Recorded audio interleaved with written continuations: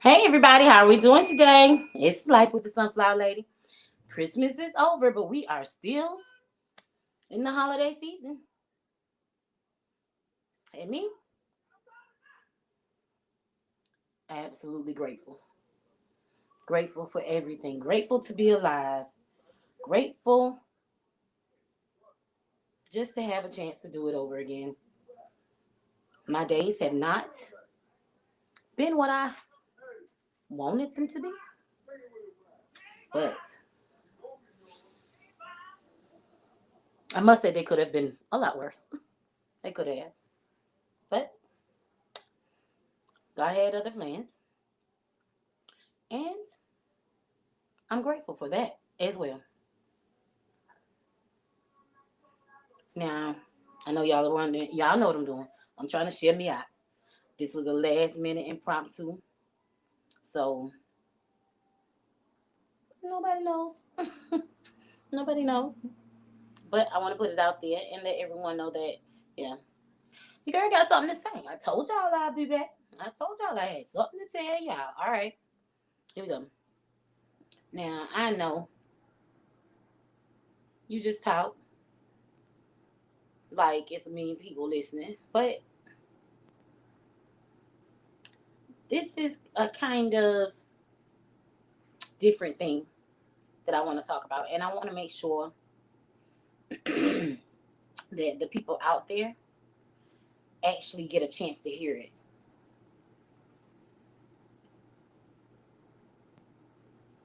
This is something that I recently got comfortable talking about. Just, at the drop of a hat, it doesn't have to be any special certain group of people. It doesn't have to be a special occasion. I'll just talk about it because it's important and someone needs to hear it. Because for whatever reason, a lot of us feel like we're alone. And that's not the case. Not at all. Like this time of the year, more people battle with depression and mental health issues than any other time of the year. The suicide rate is higher. The lack of just joy is higher. But we as people, we have to push through, keep going, and make the best out of it because it doesn't have to be this way. And it doesn't have to stay this way. Y'all, I was talking with a fellow content creator, and y'all, the conversation was just so refreshing. Like, it made me realize that I really have not been talking to the right people about the right stuff. And in this season. But I now have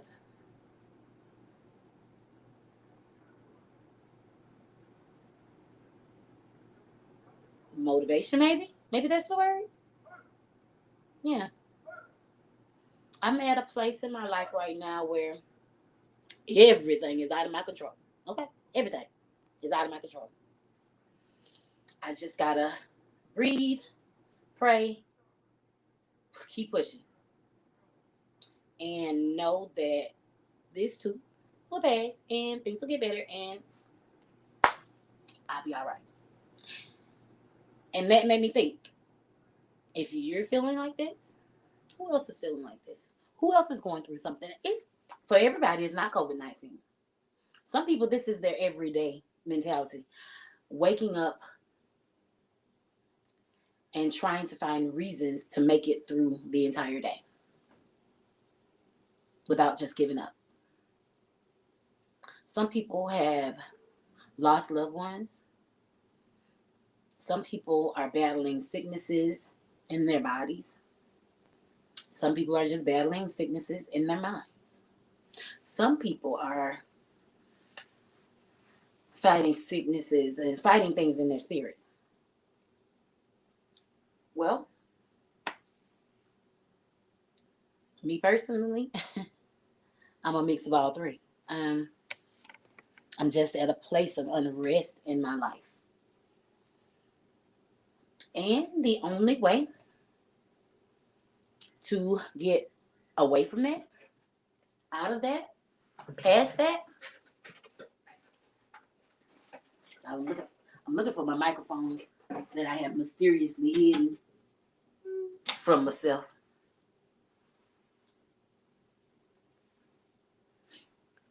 But the only way for me to get past all of that, like I said, was to work on myself from the inside out. Work on my spiritual growth. Work on healing. I am the sunflower lady. And sunflowers are beautifully resilient flowers. They will take one ray of sunshine and thrive off of it to the point where they will get everything that they need and have enough to share with their fellow sunflower if they are still kind of in the shadows, you know? I always loved sunflowers. I always gravitated to the color yellow. I didn't give it a lot of thought for the majority of my life. Like, I literally did not look into sunflowers to see what they mean, what they stood for, till I was a full-fledged adult. I'm talking about I probably was like 34, 5 years old. And I was like, why have I've always had a passion for them. I've always loved them. They've always done beautiful things for me. And when I actually did a little research and checked them out, it made even more sense. And I was like, yeah, that's me. But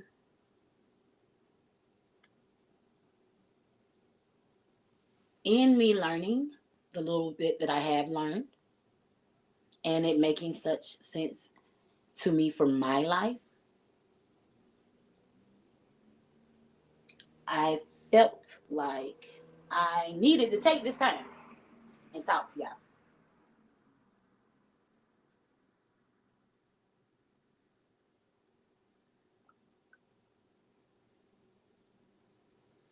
I am going live talking about mental health issues during the holidays, people fighting depression and other things. If you're not busy, I would love it for you to tune in.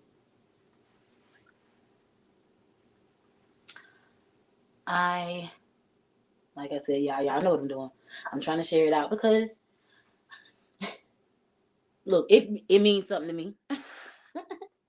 And I want y'all to know about it. And I want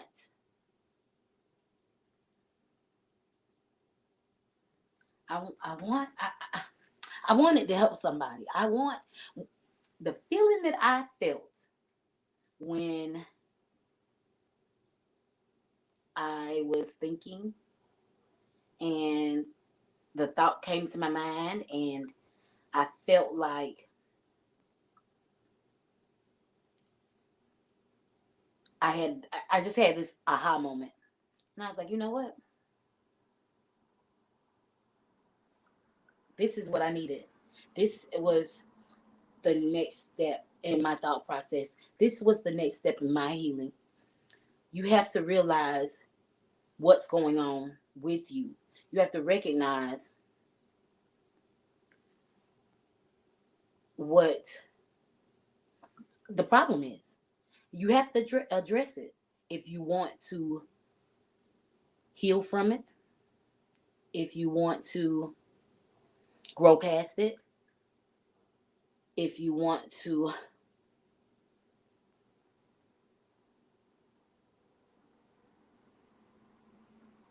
become better. Yeah. If you want to become better. I I want to be better. Yeah. My health really is my wealth. And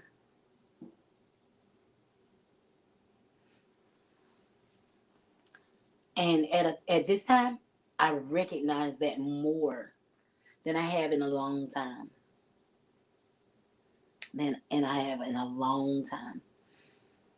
You know, when you get to a certain age, you start focusing on having things that you want, or just having some type of stability in your life.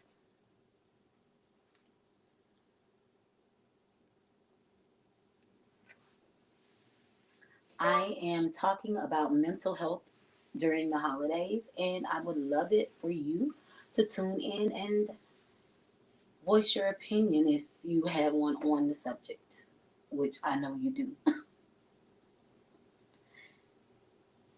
I want to make a difference. I want what I'm going through to make a difference to you guys. I don't want my sleepless nights and aggravating days to just be that. And I know that everything that I go through, whether it be good, bad, ugly, is for a reason. And what does it make me better? I hope it makes you better. It makes someone better. Because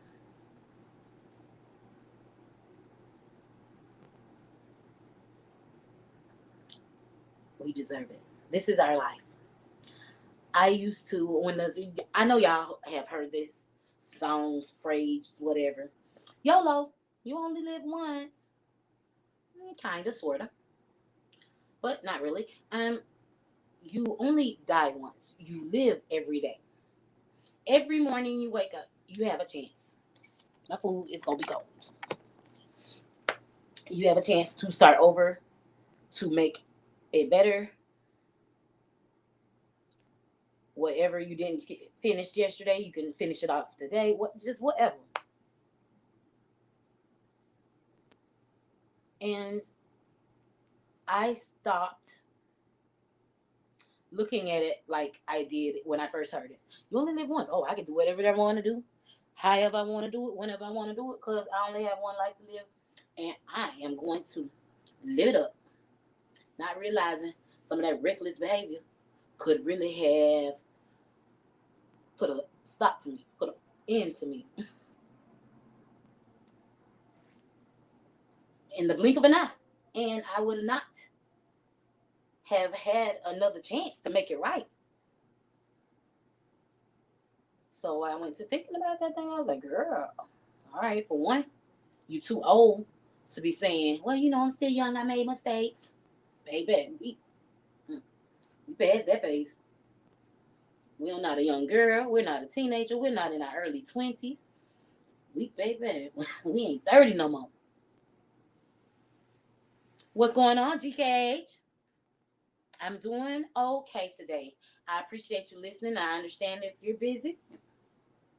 This is one of those situations where I'm just talking. I'm just talking. And I hope that the things that I talk about are music to somebody's ears and a little bit of help to someone's heart. I'm talking about mental health issues during the holidays. We are so focused on getting presents, decorating, spending time with our loved ones. It is amazing to me, y'all. I put this ring on my middle finger on my left hand, and that's where I wear my ring, because someone told me years ago, quit wearing rings on your ring finger. You go fool the man that might want to marry you, that you already got a husband. And I always wear my ring on my middle finger. How is it that I woke up today and it's on my first finger, my pointer finger on this hand? I don't know. I'm finding out what's been going on in my sleep. Me and Lady Capricorn were talking and teasing in my live yesterday about those people that record themselves when they're sleeping. I might need to try that and see what goes on. Because I don't know if I did that. But anyway, yeah. Y'all, the holidays, like I say, is a time that we try and focus on other people and buying presents, decorating, holiday parties, cooking food, all of that kind of stuff. And then, on the back burner, we have the real reason for the season. And we,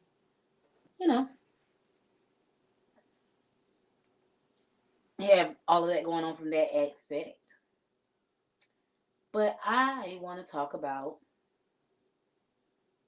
why the suicide rate is so high this time of year. I want to talk about why people have such a hard time just dragging out of bed. Hey, Jamaica YouTube reactions. Thank you so much. Thank you. I appreciate you being here, listening, and sharing me out. Thank you so much. I feel like it's been weighing on me, and I feel like we really need to talk about it. Everything has been about Christmas music, Christmas spirit, and even me with my quarantine for Christmas. I can't go visit anyone. I can't go to dinner. I can't do this. I can't do that. But it's bigger than that. And really, all of that stuff is just frivolous. It is. Because as much as I'm home, I should never complain about not going somewhere. Because I have plenty of opportunities to go and do anything I want to, and I don't take them because my mental health has not been at its best for a long time now. And I'm gonna flip us around. I'm trying to get with it. That seems better to me. I don't know if that's better for y'all. Let me know. But I'm trying to. I'm about to eat my lunch, y'all. I've been watching Soulful Eats, and if y'all have not checked out her channel, check her out. She did this different burger a day for Burger Week, and she made a sushi burger. And I love sushi. I love burgers. I was like, this would be perfect for me. So we're going to. So I tried my best to recreate it with what I had in here, and we're gonna try it out once we put it back together because it's sliding everywhere. I have a sushi burger, some orange slices, because me and my citrus, I have been determined to get all the vitamin C I can.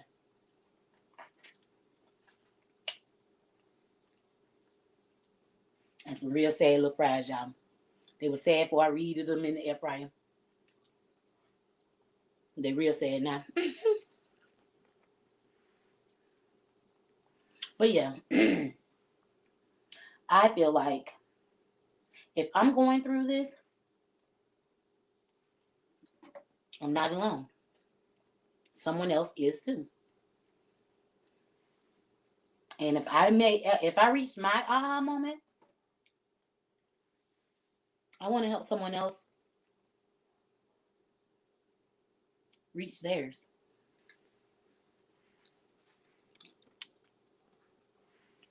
Yeah, I want to help someone else reach theirs.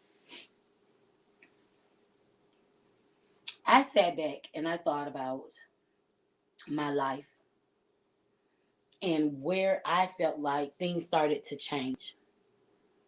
Where me as a person started to change. Where I started to basically lose bits and pieces of me.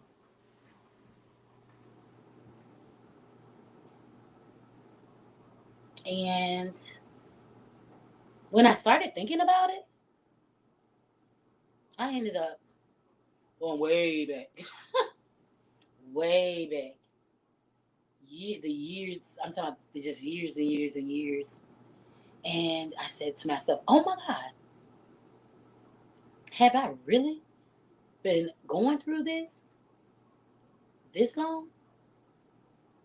And how did I not recognize it? Why did it have to get so bad before I recognized it?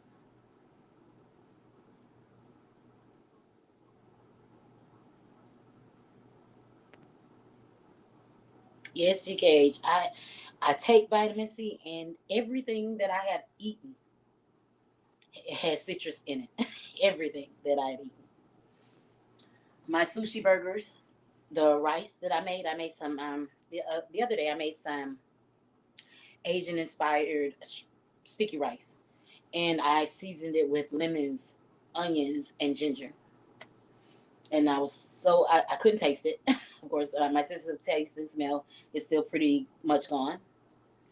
But I tried this. There was this Jamaican recipe online. If you want to get your sense of taste and smell back, you're supposed to char an orange really, really dark and then peel it and eat it. And it's supposed to help you well. It didn't really help me, but I have noticed that since I did that, I can taste a little tangy every now and then. So I can't taste the orange, but I know that I taste something. I just can't quite recognize it. But I appreciate that because there was a time when I could everything just tasted like bland paper.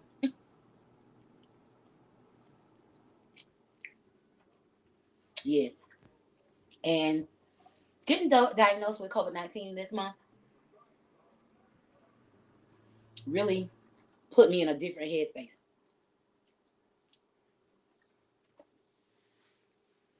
I had to look at my life in a totally from a totally different aspect, and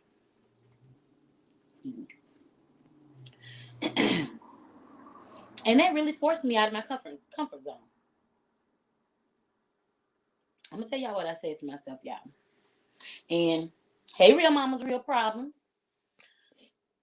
And this might sound bad, morbid, whatever, but this is me and this is my life and this is how I deal with me. If I can't be real, keep it real with myself, I don't need me getting on here trying to talk to y'all. What for? I told myself, I said, and don't get me wrong, y'all. Keep in mind, hey, Oasis. I cannot. I'm going to butcher the last word. Ooh, Poland. Hey, wait a minute. Thank you, thank you, thank you. Thank you for the compliments. I appreciate you coming to visit. Stay as long as you like. I don't know how long I'll be here, but you're welcome. Real Mama's Real Problem says, hey, hello, everyone. You guys, while I'm talking and y'all are listening, feel free to mingle with each other. I see some great content creators in the comments, and I would love for y'all to get together and get to know each other. Today, I am talking about mental health during the holidays and how my battle with COVID-19 brought me to just an abrupt realization on what I need to do for me if I want to live. Gotcha, gotcha, gotcha. Gotcha, GKH. Okay, like I said, this is what I told myself. First and foremost, regardless of what goes on with this COVID-19 thing, you're going to live. You're going to live through this. And when you come out of this, you're going to be much better than you went in. I told myself that I was not going to cry. And I'm determined not to because I am not that person. I am that person, but I'm not that person. Y'all hold on. Sheesh. I gotta cut the camera off for a minute, but I'm gonna keep talking to y'all. I decided that if this thing went south and I didn't heal and bounce back as I hope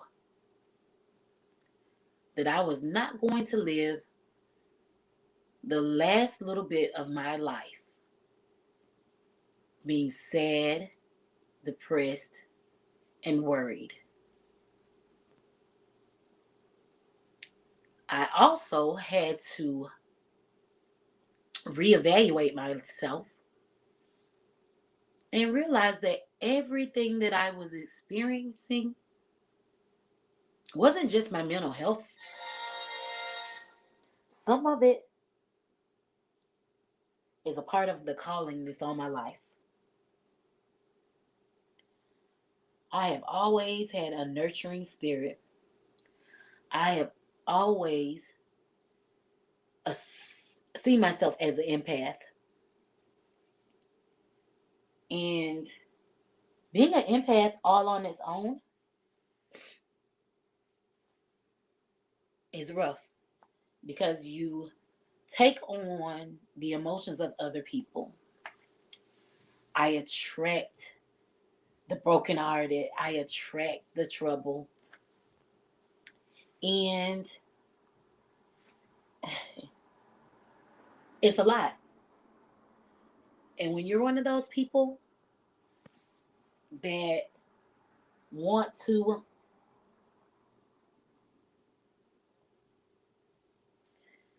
help the world, it's hard when you can't do that because it you are physically unable to interact with the world yourself.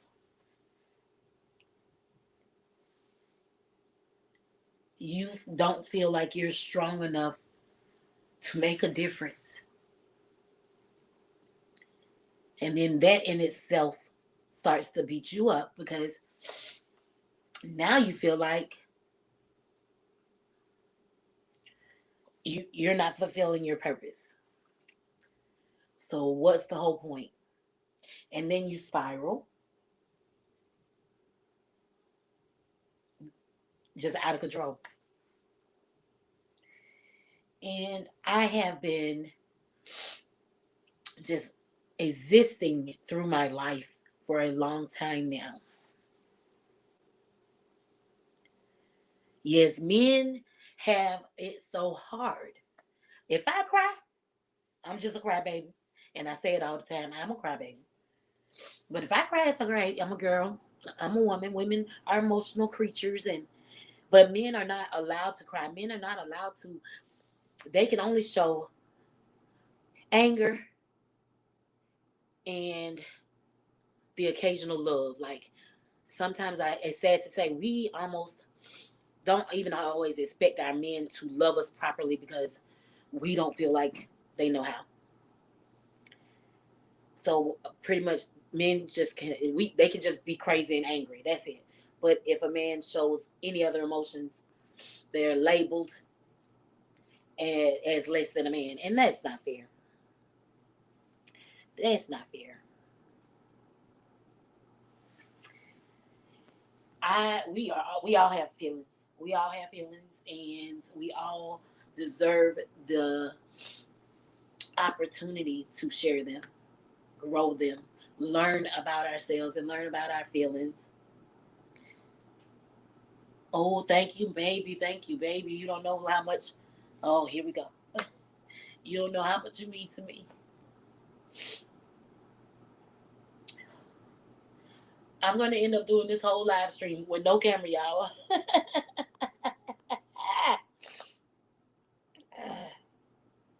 Because y'all, I am a wholehearted crybaby.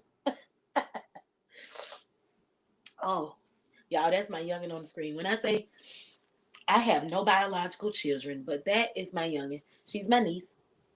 And y'all, we done been through some things. You hear me? We done been through some things. But I wouldn't trade her for nothing.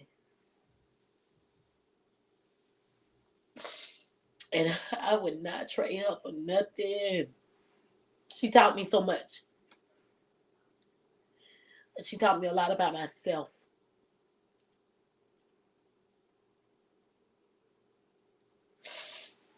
I think that, yes, Jamaica YouTube reactions, I challenge you and everyone else in the chat. If you are a content creator, I'm asking you to go live for at least 30 minutes and talk to the world. Share your story. Encourage somebody, because we need it. We really need it right now. 2020, and I'm gonna say it. 2020 been a hoe out here. She make be sick.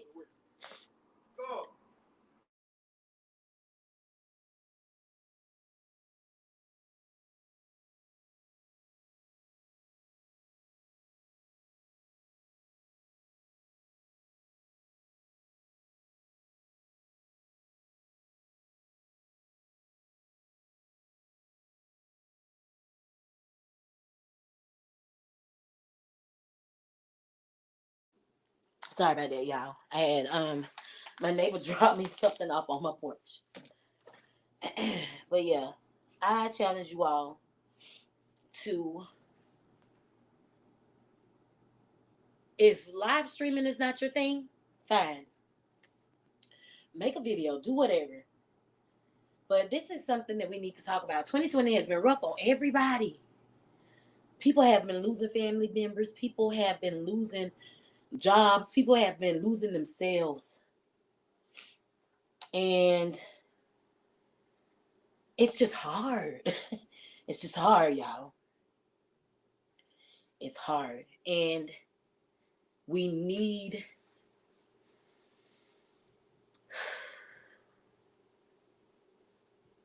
to know that we are not alone. That has been my little topic. That's just been my thing. You're not alone. You're not alone. You're not alone. We're not alone. Everybody, I don't care what it look like. I don't care what it looks like on the outside. Everybody's going through something. This has been one thing that has put us all on a level playing field. Like, it doesn't matter if you got a 6-figure salary or if you are living off of government assistance. Like, there is no getting past this. You're not exempt. There's not enough money. There's no house big enough. There's no fancy enough car to make you exempt from this. Because, like I said, everything that has happened in 2020 has just basically been a whirlwind out of our control, and we're just here trying to figure it out. And I hate that it took me so long to get here. But then I remember that everything takes time, and life does not revolve around me and my timing. I realized that I needed to grow more, and I guess this was what it took to get me to a place where I could really wrap my mind around it and do something about it. Thank you, GKH. Thank you so, so much. I,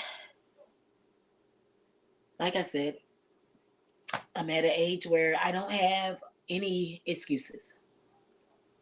I'm running out of excuses. So now it's just time to heal, grow, and be able to help someone else. Because this is something, and y'all don't get me wrong, this is not about color.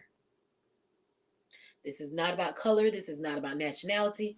This is not about race. This is not about religion. This is not about sexual preference. This isn't about any of those things. This is simply about us being human beings. This isn't about income status. Nothing. This is just about us being transparent human beings.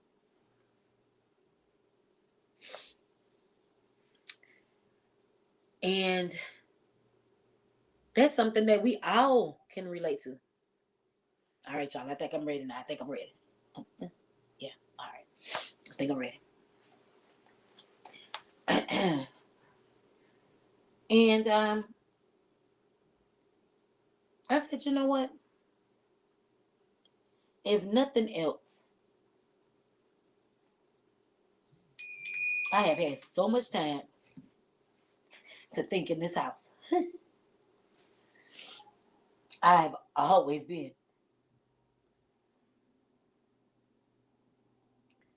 I'm a homebody anyway. But, and I've always been an overthinker. So being in the house with stuff going on and being an overthinker, yeah. We might have should have wrote a book by now too. So, but I decided to start putting my thoughts in perspective and not just letting them just be thoughts. Thoughts are the beginning of something. You think about something, you work on it, and you put it into fruition. You start a plan to grow those thoughts so that you can benefit from them or you can help others with them. Whatever the case may be. So while I've been here in quarantine thinking about my life and how I need to be a better person for me first, because you cannot save the world, you cannot help others when you're broken. I saw, yes, humanity is the most important thing. You're right. Yeah, it's a lot of moral truths. You're right. We should stick to. But yeah, I've been focusing. I saw this thing, and I was having a conversation with my best friend, and we were talking about healing, and I was saying how you can't heal where you were hurt. If you fall in a hole and you hurt your leg, you about got to get out of that nasty hole to heal, because the you might have a cut, and it might be dirt and germs in the hole. The hole might be deep, and you may hurt yourself even more trying to climb out of that hole. So the best thing for you to do is find a way out of that hole and then focus on healing once you're out of that hole. And that's where I am. Like, I feel like it's time for me to get out of this hole. I feel like I've been in a hole for a long time. I haven't been in the hole so long that I got comfortable here. I'm talking about I had done set the hole up. I had everything I needed with me in the hole, so I thought, not realizing that every day in the hole I was just losing. And don't forget to hit the thumbs up, y'all. If y'all are in here with me, I see 7 million people in the building. Hit the thumbs up. So for those of you that have shared me out, thank you, thank you, thank you. I appreciate it so much. Um, I was in the hole nursing a wound that didn't seem like it was going to heal. And I was dwindling away. The person that I have always thought that I was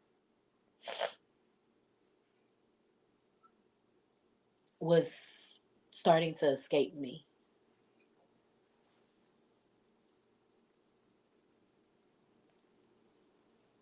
The things that I used to get pleasure out of doing didn't give me that pleasure anymore. And don't get me wrong, I have never been one of those people to do things for praise. Baby. If don't nobody know about it, I'm fine with that too. But it has always been a beneficial thing for me to be able to help somebody else. It just always made me feel good to be able to help someone else, because there have been so many times that I needed help. And either I was embarrassed to ask for it, or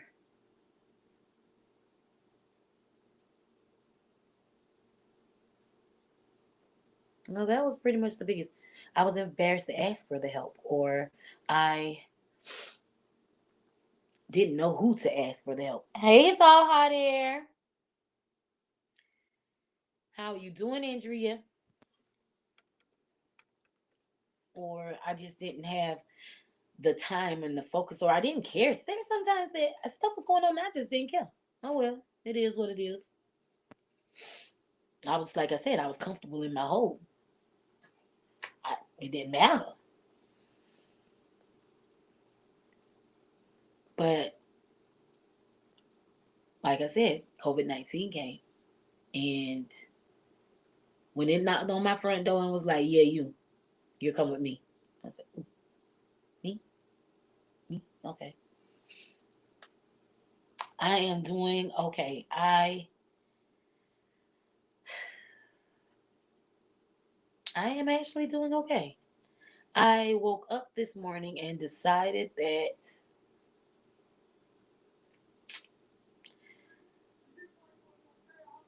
I was not going to let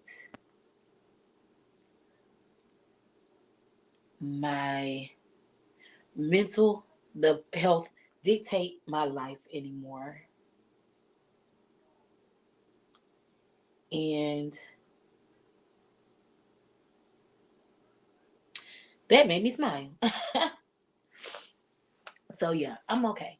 So for those of you just tuning in, I am talking about mental health during the holidays.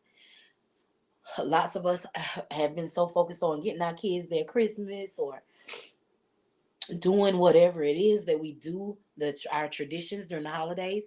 But so many people are suffering through the holidays. The suicide rate is the highest of the year during the holidays. Mental health flare-ups are highest during the holidays. And dealing with COVID-19 and being in quarantine has given me so much time to think about it. And I kind of got tired of just thinking about it, and realized that, yeah, you have nothing but time to work on yourself. Do that. You need that. And I'm grateful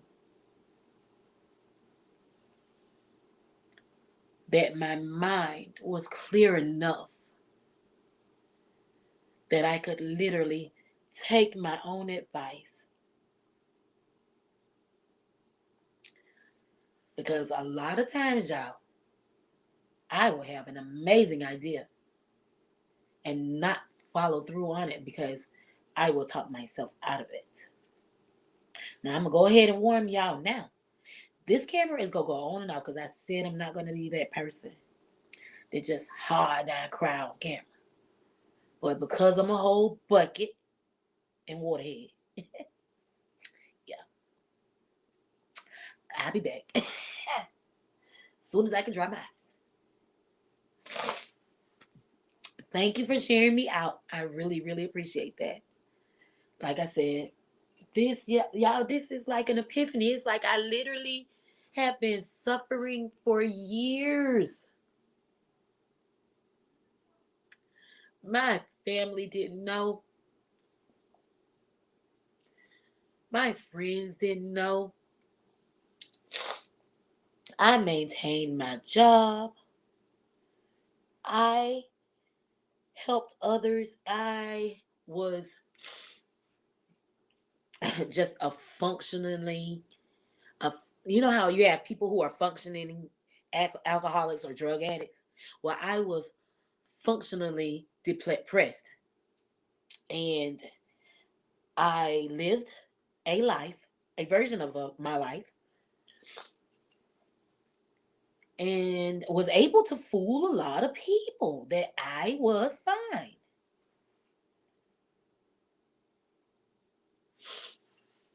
When I wasn't.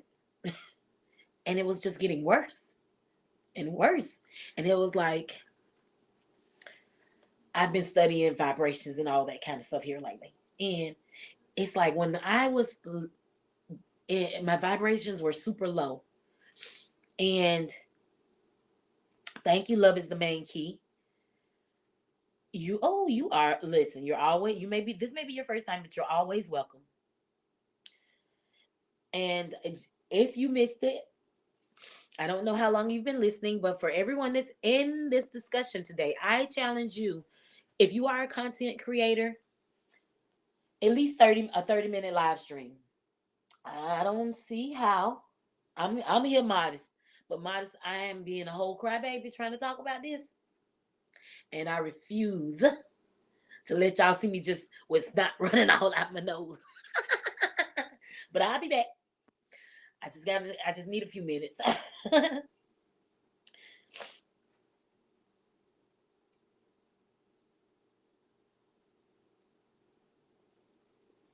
Okay. So like I say, if you yep, I'm being a crybaby. Hey, Miss Harriet. So like I say, if you are a content creator, I challenge you to this I'm going to call this the Sunflower Lady You Are Not Alone challenge. I challenge you to do at least 30 minutes to an hour live stream, or you can upload a video however you want to do it, talking about mental health awareness. Okay? Modest, I'm going to say this. Nothing's wrong anymore. I am just addressing something that I have been living with for a long time, that I am now officially ready to put away. I was talking about how I have been just functioning through life in a depressed state for years. And when I got diagnosed with COVID-19, it forced me to really evaluate my life, because I didn't know how this was really going to affect me. I was determined not to let this take me out sad and wishy-washy. And even though I know I'm going to make it through this, I mean, that's just it. I'm going to make it. I'm going to be good. But I want to come out of this better than I went in. And in order to do that, I have got to work on my spiritual growth. And I've got some hurts that I've got to finish healing. And I felt that this was a conversation that we needed to have, because the holiday season is not a happy time for everybody. The suicide rate is up. The number of people that are just truly battling their with their mental health issues is up. And I wanted to address my situation and let anyone that is listening know that they're not alone. And I'm I'm here. I'm a human being. I'm going through this. And I'm going to make it through this and encourage the next person that they will too. That's the whole point of this live stream.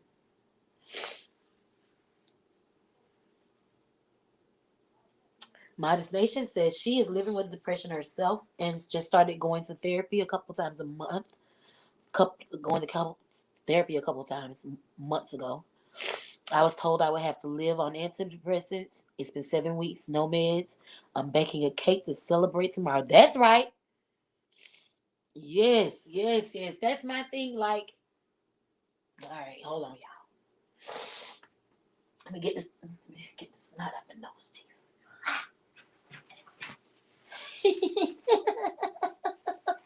Y'all, if y'all don't know this by now, y'all gonna figure it out. Let me turn this camera on so I can tell y'all this. Y'all, I'm one of them people. I have a big heart. But I will sit here and talk to y'all. You know when you 6 years old and you don't got trouble for something. And you know you gonna get in trouble. You know you gonna get a beat. And you just cry. And ooh, the snot running. I'm telling you, you done got a beat. And you go to sleep sniffling and all through your sleep. Yeah, that's me. At the drop of a hat. Just pitiful. And y'all, I have to laugh. I have to laugh because y'all, this thing's so serious. When I say this thing's so serious, I have had I've had like at least two super traumatic things that happen to me every year, at least two, for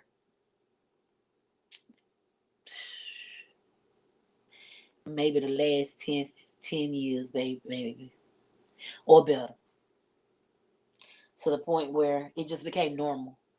It was like I couldn't function if everything was all right. You do therapy once a week, right? And see, that's the thing. I got sidetracked, y'all. I started out saying, yeah, I also have a sushi burger here that I'm go eat eventually, and I'm cold again. We gonna try.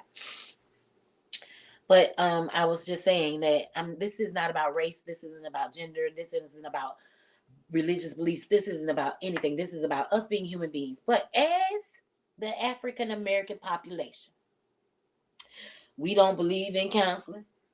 Nobody says go get help unless something physically wrong with you. Then they'll tell you to go to the doctor every now and then because we don't hardly go to the doctor either. But when it comes to our mental health, we don't address that. We don't talk about that. Mental health, sexual abuse, physical, verbal abuse, none of that stuff. We don't talk about that stuff. Matter of fact, physical and verbal abuse is how we live. Like, if your mama ain't cussed you out 3 days out the week, 3 years, and it helped you. Ooh, awesome, awesome, Andrea. Yeah, I mean, if your mama ain't cussed you out every day, you ain't lived. You was, we all see the memes. This how you know you grew up in a black house. Yeah. I'd be like, yep, that's Rita. That's Rita. Yep. That's your uncle, but he not your mama brother. Yep. I mean, I get it. But it's important that we seek help. Whether you go, my youngin, what you say, you use Talkspace, right? Some people have therapists that they text. Some people go into an office and lay on the couch. Some people call pastor. Some people call their friends. People have different ways of coping and dealing with it. And the thing is, fine with me, long as you deal with it. Just don't do like I did. I have always been a bubbly person. I never meet a stranger. If we go somewhere, 9 times out of 10, I'm going to be the one to kind of keep us all together. And, we go have a good time. I'm going to be that person that is going to kind of bridge my friends with the strangers or the strangers together or whatever, because I can get along with any and everybody. And I realized that I was losing that. Yes, childhood trauma will mess you up. If any trauma that you go through that you don't deal with and heal from will ruin your life. Period. It'll ruin your life. It'll ruin your children's lives. It'll ruin your family. It'll ruin your future family. I'm 40 plus 1 years old. And I have a notebook in my mother's storage. I have not touched that notebook in probably 10 or 15 years. But I started a list of reasons why I don't have children when I was in probably about 6th or 7th grade. 7th grade, I think. It started out. I started out talking about wanting children. I wanted 7 children, and I wanted to space them out so that I would have a Monday, Tuesday, Wednesday, Thursday, Friday baby. And I had names I started with my girl's name. My boy, I was determined to name it after his daddy. I don't know how that was going to work if I had more than one. I don't know what I was thinking. Like, I don't know. It wasn't planned all the way out. And it went from that. Thank you, Miss Harriet. And I already know, I ain't got no problem just coming and unloading on you. Y'all, Miss Harriet is my cousin. She's my first cousin on my dad's side. And even though she may remember me from being a child, y'all, all my first cousins got children my age, okay? They was already out in the world being grown by the time I was born. I was the last of the generation, okay? And a lot of my first cousins I didn't start bonding with until I got grown. And Miss Harriet came into my life probably about 8 years ago. Around 2012, I'll say. Yes, like the pool times, girl. I need some more to wait till this warm weather come back, baby. Oh, wait till the warm weather come back. Like I said, we started bonding. We started bonding about 8 years ago, and when I say it's amazing. Nature is something else. Nature is something else. You cannot know a person, have not been around a person, and then you get around them and you realize just how much you have in common with that person. DNA is something else. Nature versus nurture. I'm talking about. That's gonna be an ongoing battle for a long time. You hear me? Yes, ma'am, Modest. I gotta work on me. Like I have no other choice. Y'all, I'm trying not to skip the comments, but the more I go into the comments, the more I get off topic, and we gonna be here for 7 hours. I'm not doing that today. y'all, I was on live 7 hours yesterday. Y'all, I was on with y'all almost a whole shift by the time, and then I couldn't sleep last night. I didn't go to sleep till like 5 something this morning. I'm on them steroids, and they would not let me sleep.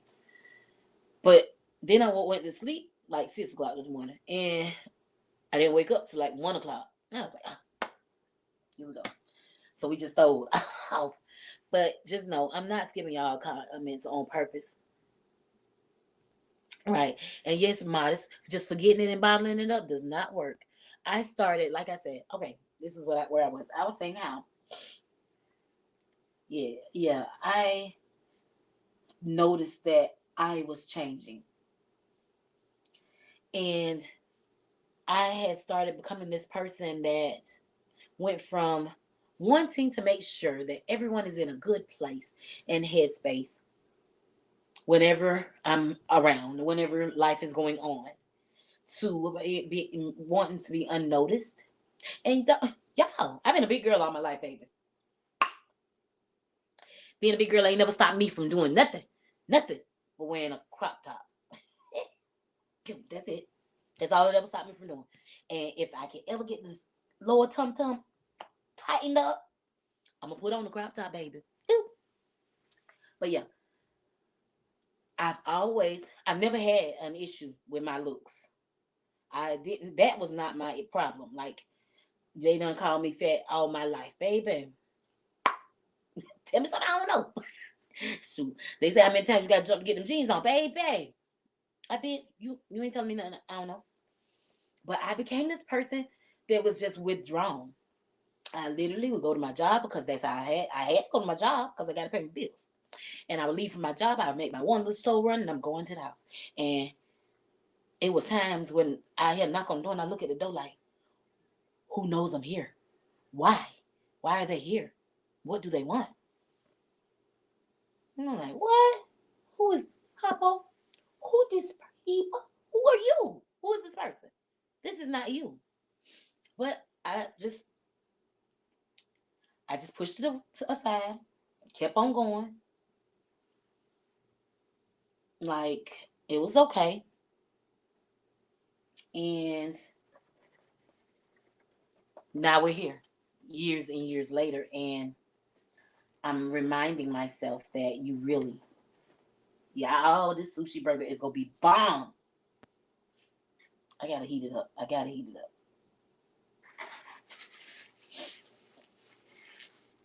But yeah, I was like, yeah, you gotta do something. You gotta get back to yourself. Y'all gotta see this. Check it out. This is a double patty with onions, lettuce, tomato.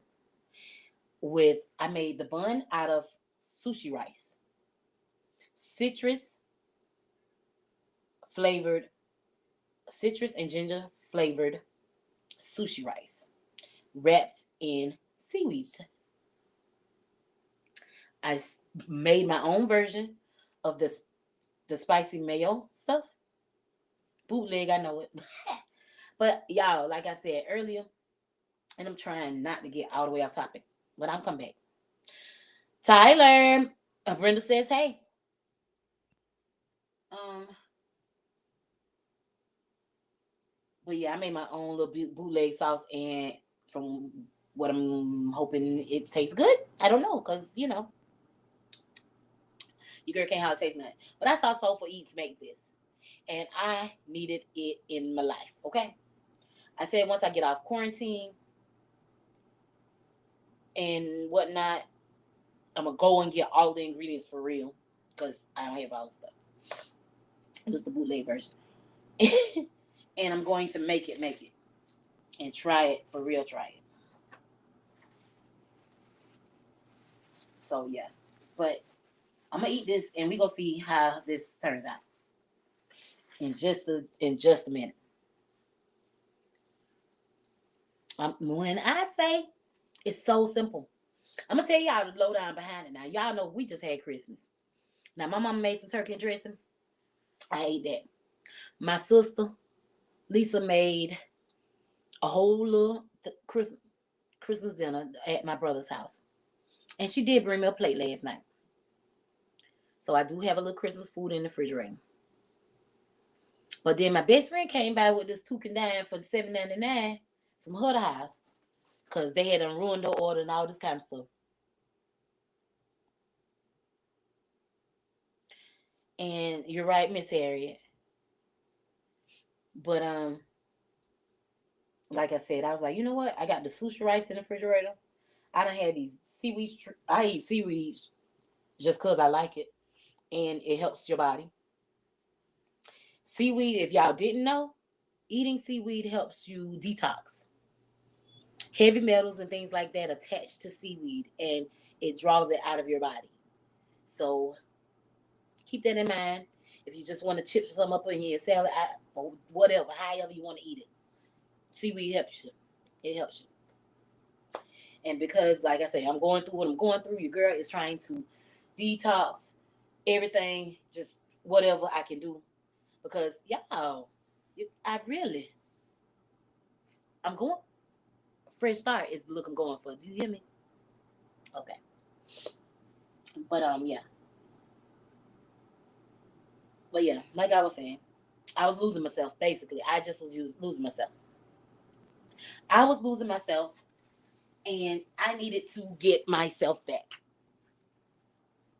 And the only way I knew how to do that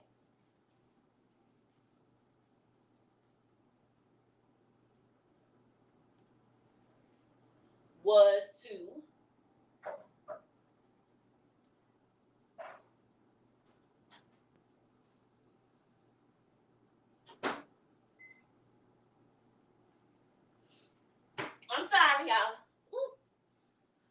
only way I knew how to do that was to admit that I have something going on and start to work on healing from it.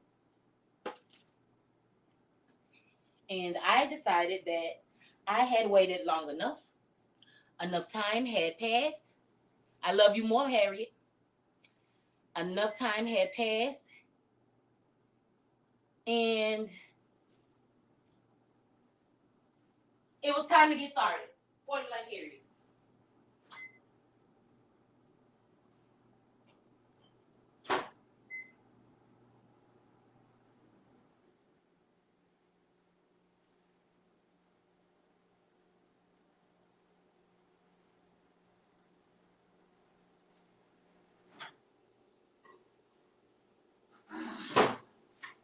All right, my food warm. I got me something to drink. No more interruptions. I'm ready. All right. All right. Don't fall juice. Woo, all right. Ready. I'm back, y'all. I had to get this thing right because I don't have, my appetite is so wishy-washy right now. But, no, I can cook. Oh, I remember a certain young lady was a teenager and they didn't want to eat nothing I cooked. I was like, what? I'm like, baby, you gotta try this. No, I have a whole different taste bud. I eat some mixed up stuff. I'm talking everything be a whole collab. But it be good. It be good. Yes. And I feel like this is gonna be real good. Y'all, I'm finna take a bite. Y'all, matter of fact, let me get my napkin. Y'all take a bite with me. Come on. Wait my camera. Wait the camera. All right, y'all. We gonna try this. Oh, it's not too big. Mm-hmm. Mm-hmm.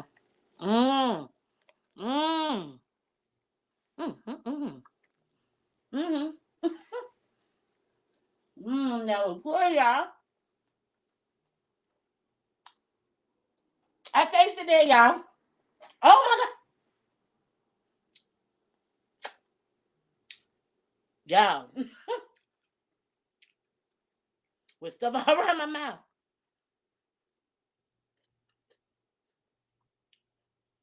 I tasted that. Yeah, I ain't tasted nothing in like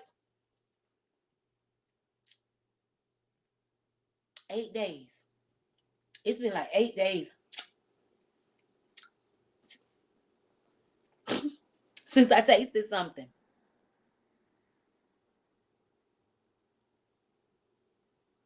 I tasted onions.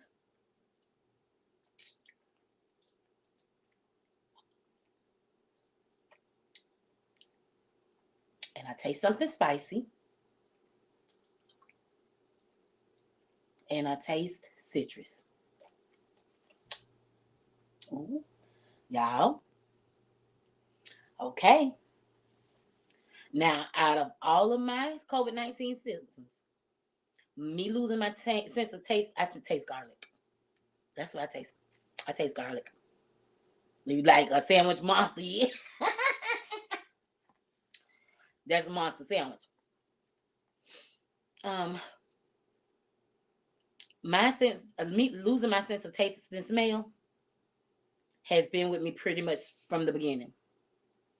When the coughing stopped, when the pain stopped, when the congestion eased off, whatever, my sense of taste and smell was still gone. Now, I can't really smell it, but I did taste something. It wasn't bold, but I did taste something.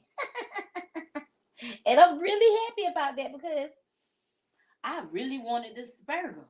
I really wanted to try and make this burger. And sheesh.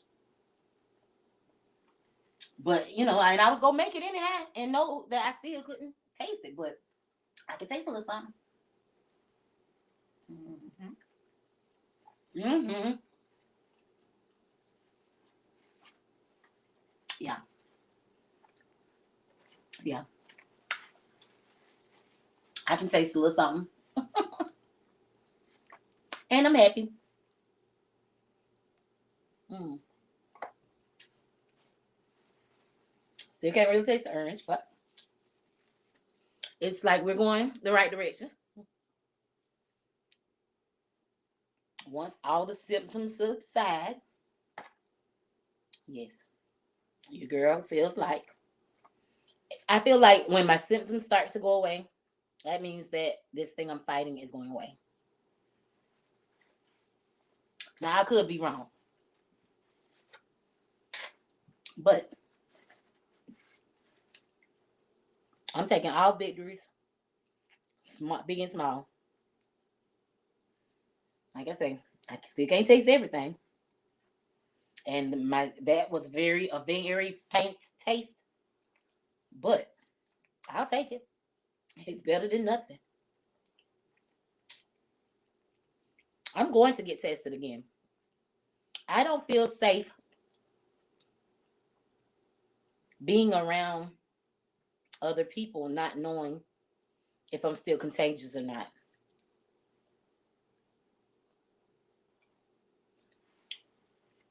My mother is elderly.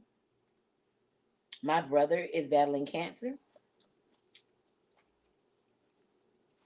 I work in the public, and I want to know that I can't make anyone else sick before I start to go around them. So yeah, before I get released back back out in the general population, I'm going to get tested again.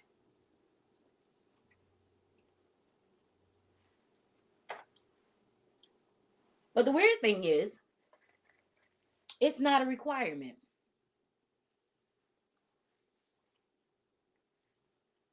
You would think that the government, the CDC,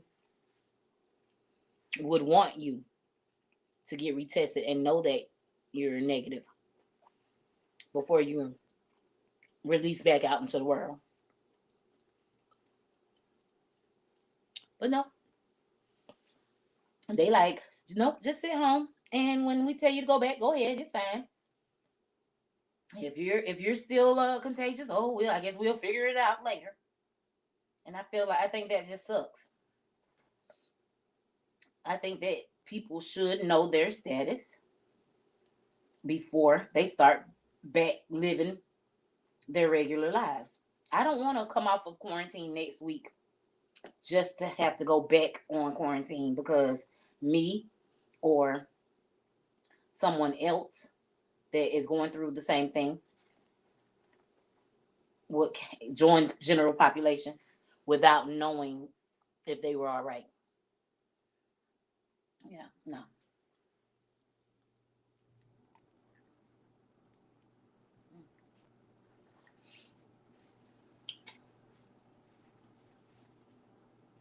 This is a good burger.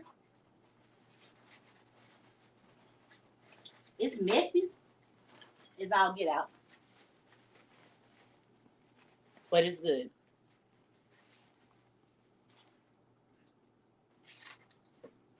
Mod, you happy? I'm happy. Cause man, I can I can actually taste some of the flavors. Okay, maybe they're just coming back slow.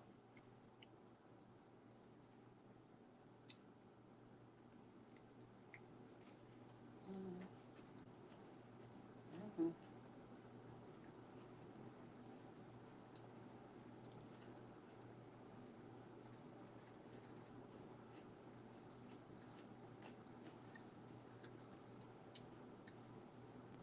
The only thing about this is I really needed to wrap it up in one of those little aluminum foil blankets, help it hold itself together. Mm-hmm. Mm-hmm. Yeah.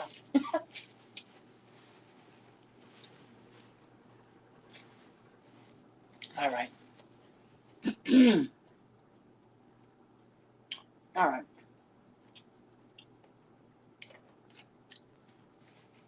leave the burger monster alone for a while. And I'm gonna finish talking now. But yeah, okay, so yeah. Sunflower Lady had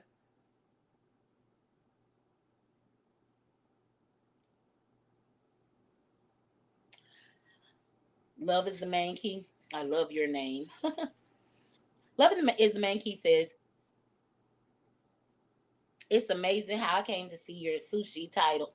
Came to see your sushi title. And you're also talking about mental health because it's my field.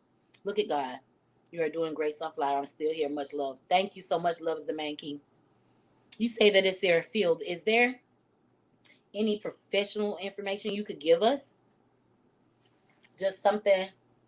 If you could tell us two things that you have learned in your field that has helped those people, what would it be?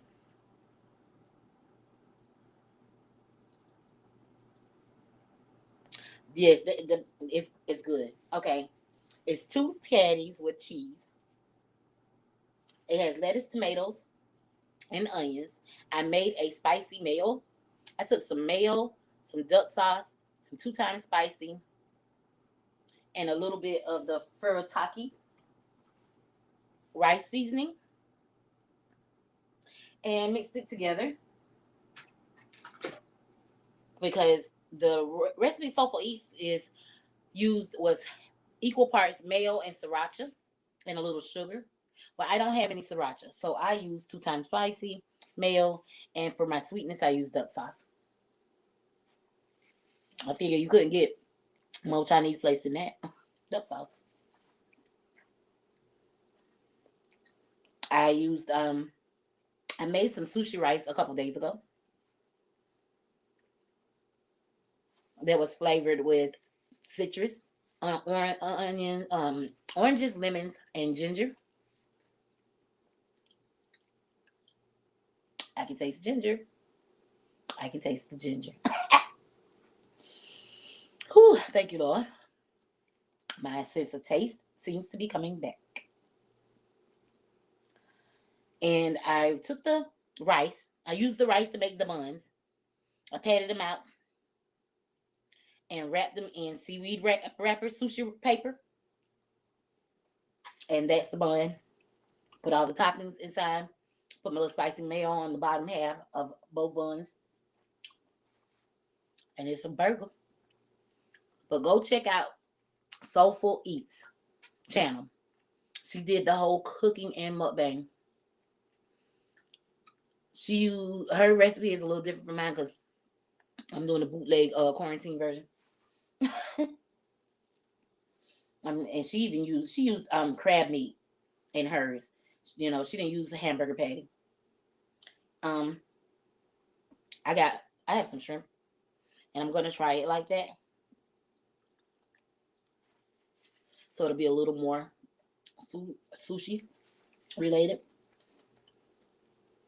But this is good, and I'm happy to be able to say that because I can actually taste it, and I know that it's good.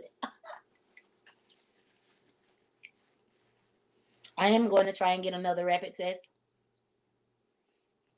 but I was doing some reading and I found out that the rapid test doesn't isn't always as accurate.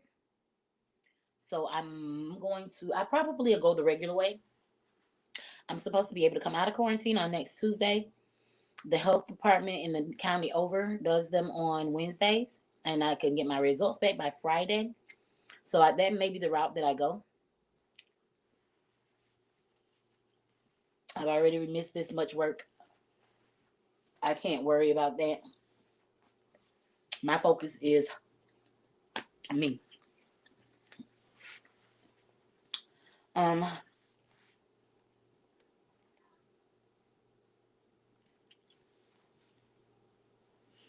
Love is the main key says, keep your energy up and know that you're phenomenal. No matter what may come your way, do whatever makes you happy, always. That's very good advice, y'all. Because sometimes, nah, When everything is good and we got a new outfit and our hair done and that man treating us nice, that woman treating us nice, whatever going on. We just got promotion at work. Whatever's going on. When times are good, it's easy to feel that way. But when times are hard, it's so hard to remember how fabulous we are.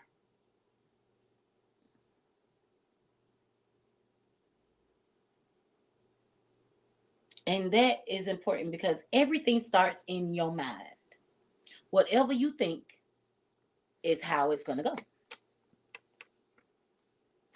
And so I feel like, all right, these are things that Love is the Main Key says she feels helps with us in our mental health. She says alkaline water, vitamin C and D, and spirulina for health to build your immune system. I agree with that. I'm familiar with all of that. Now, I haven't dove into the alkaline water, but as far as my vitamin C and D, I know about that. Know what that does. Spirulina, I know about that. I use it as a supplement. That and chlorella and zinc. It will help as well with boosting your immune system. Right, keep your immune system up. That helps so much.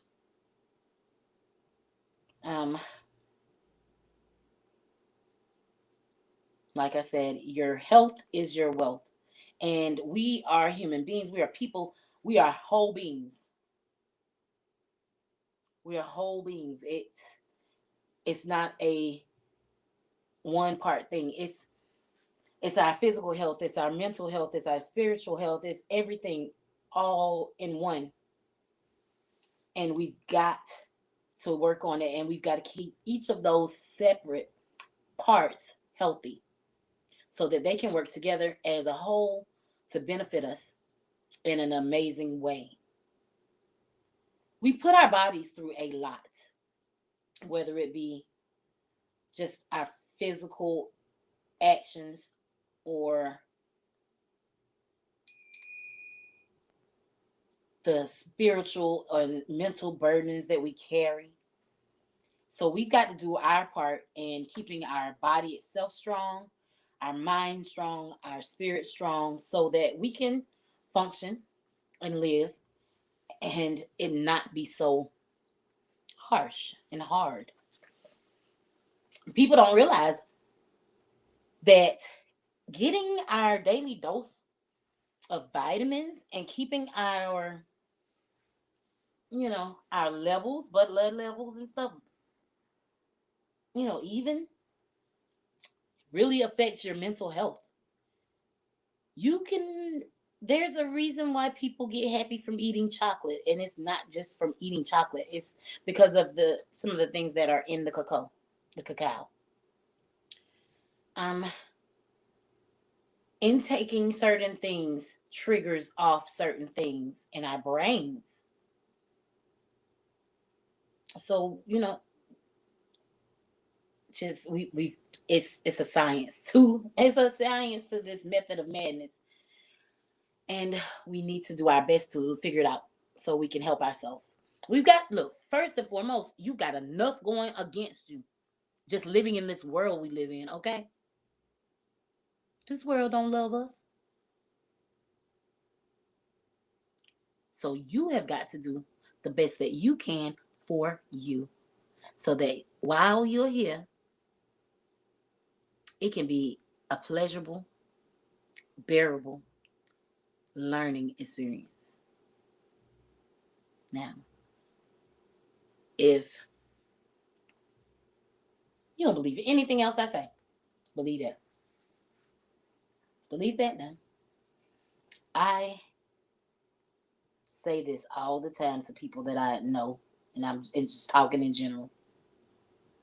I have struggled and suffered enough from things that I don't always speak on and things that I didn't ask for. I refuse. to continue to struggle with them forever. I deserve to live at peace and be at peace with myself, even if I can't find that peace everywhere in the world. But in here, I deserve to have that peace. That's mine. And I have got to learn not to let other people dictate that. But before I do that, I've got to learn not to be my own negative Nancy. I used to say all the time,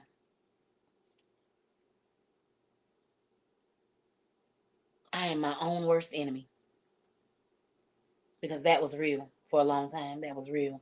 I would sabotage myself and then get sad about it because I didn't do what I knew I could do, or because I made bad decisions and I knew they were bad, but I did them. I did it anyway. Just self-harm, just being self-destructive.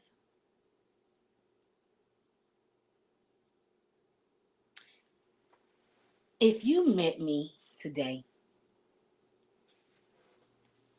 and I had never said a word to you,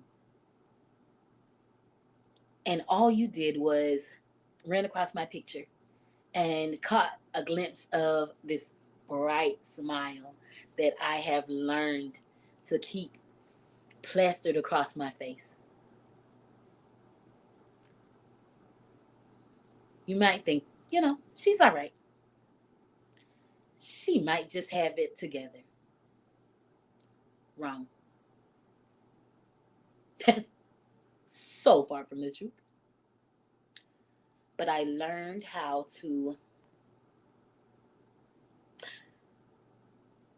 put on a beautiful smile to keep people from asking me the real questions, I've always been a bubbly person. So when I'm too quiet, or I've turned down too many offers to do this and do that, people start asking, well, what's going on with you? What's wrong with you? Why you this? Why you that? And that was just, I didn't want to deal with that. I didn't want to answer those questions because then I would have to be accountable for my feelings and I would basically have to do something about them. And that wasn't what I wanted to do. I wasn't ready for it. I'd rather just kind of, and yes, y'all, I'm going to drink out the jug of this while I'm in quarantine, isolation by myself. And I ain't messing up no cups.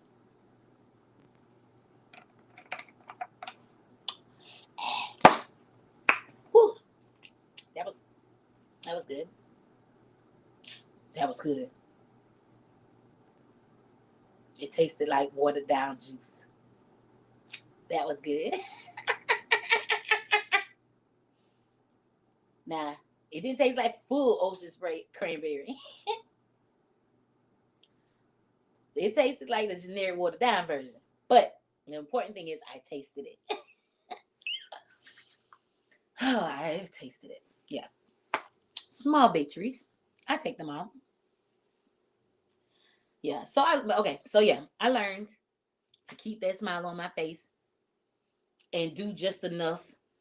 Show up to the birthday parties and the big things so that people wouldn't be like, you don't ever come out no more. You don't ever put, you know. If my bestie invite me to 5 places, I'm gonna go one time, maybe 2 times, because I don't need her on my back. What's the business? What's wrong? So yeah, I was just functioning through life, and I'm tired of that, y'all. I'm tired. I want to live.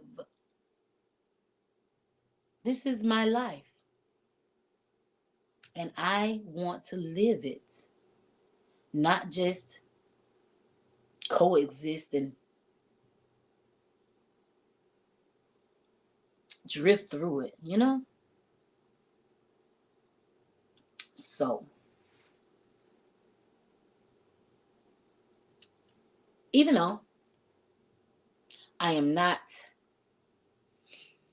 into New Year's resolutions and all of that kind of stuff. I'm a procrastinator, y'all. That's something else I'm working on. Getting away from that. I have a lot of bad habits that I have got to quit. So where we going? We going wherever, baby. We are going wherever, baby. Wherever it's safe at, for real though. Wherever it's safe at, because your girl is not we YOLO is not the thing. I only die one time. I live every day. And I don't care where I go on Monday. I want to be able to wake up Tuesday and be all right so I can go somewhere else Wednesday if I choose to. Camping. I always wanted to try camping. We got to do camping my way though, because like I like nature, just in moderation. Yeah, yeah. Like we can be in the woods. We can have a fireplace, no central air or nothing. But I need a.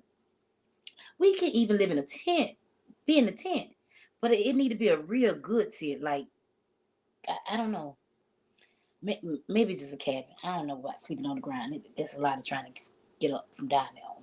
I don't know. Sleeping bag uncomfortable. I don't know, but yeah, we'll see. We got time. We gonna talk about it. But yes, you guys. That's what this was. I had to come clean. I if y'all have ever seen me in your comment section or whatever, I'm always in the cheerleading, supporting. I love to support people. Um, but I was operating under a false sense of, I don't know what to call it. I was just faking the funk. That's just all I can say. That's the best way I can say it. I was faking. I just been faking the funk. I have been pretending to be okay for a long time, and I'm tired of pretending.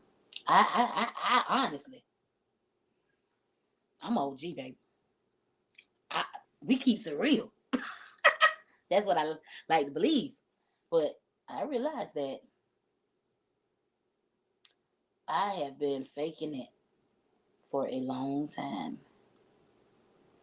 And just didn't really, I didn't realize it.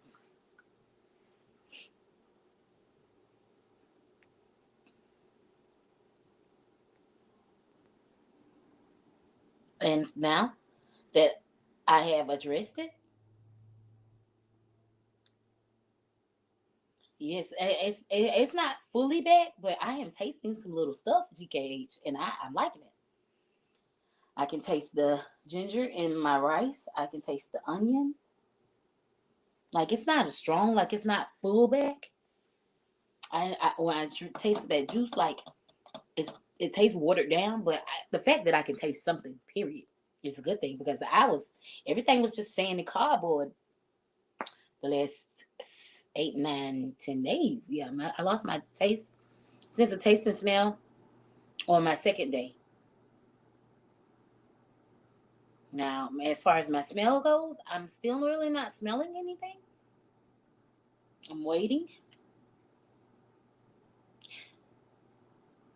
Almost maybe, almost maybe.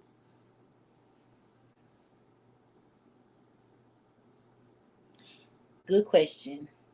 Let me put that on the board. Love is the main key. Are you a content creator? Because if you are, we would love to support.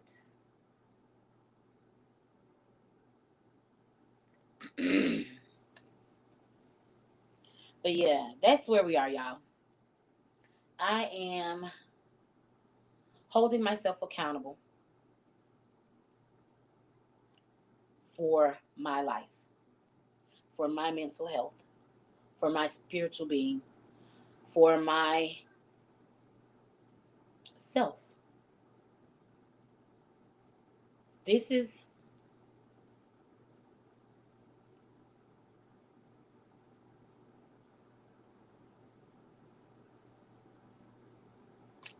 this is my apology to my future self for allowing her to get lost in the sauce of life and not allowing her to shine and lead the way as she should have. This is me taking accountability for letting life overwhelm me for too long. Thank you for tapping the bell. Love is the main key. As soon as matter of fact, I ain't gonna wait till I get out of here. I'm finna go find you right now because just your name alone makes me feel like I need to be a part of the camp because people don't understand the layers to love, the layers to life, and how big a role love plays in that. I say this thing all the time. I realize that I have a bunch of little mantras that I've been saying for a long time that I should have been listening to way more than I was saying them.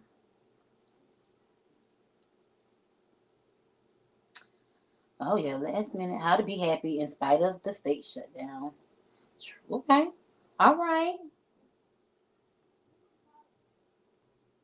Yeah. I'm gonna enjoy playing catch up on your channel. Y'all check out Love is the Main Key. It's not all frills and fluff. She got some meat on her channel. How to raise your frequency to stay happy. I am going.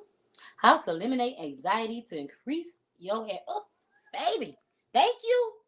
Thank you for coming. Good day, kings and queens. My name is Youre, and the title of this video is How to Raise Your Frequency. Yes, thank you, thank you, thank you. I one thing about it,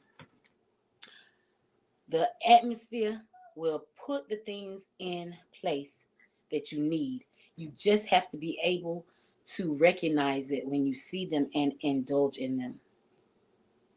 You're right. Yes, Mally.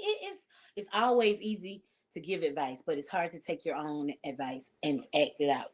So true. So true. You know it.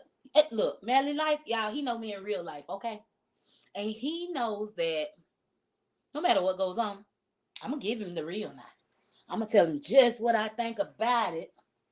And usually, it's all good. But when it comes down to me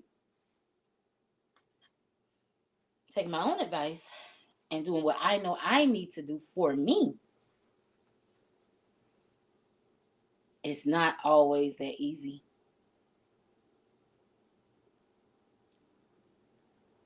But it's something you have to do as a human being, as an adult. It's something you have to do. Most of y'all are parents.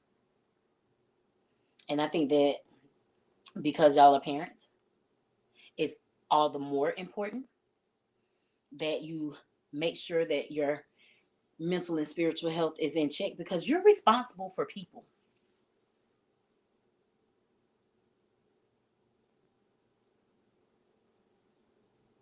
GKA says that he has noted support and certainly will check your channel out later. Love is the main key.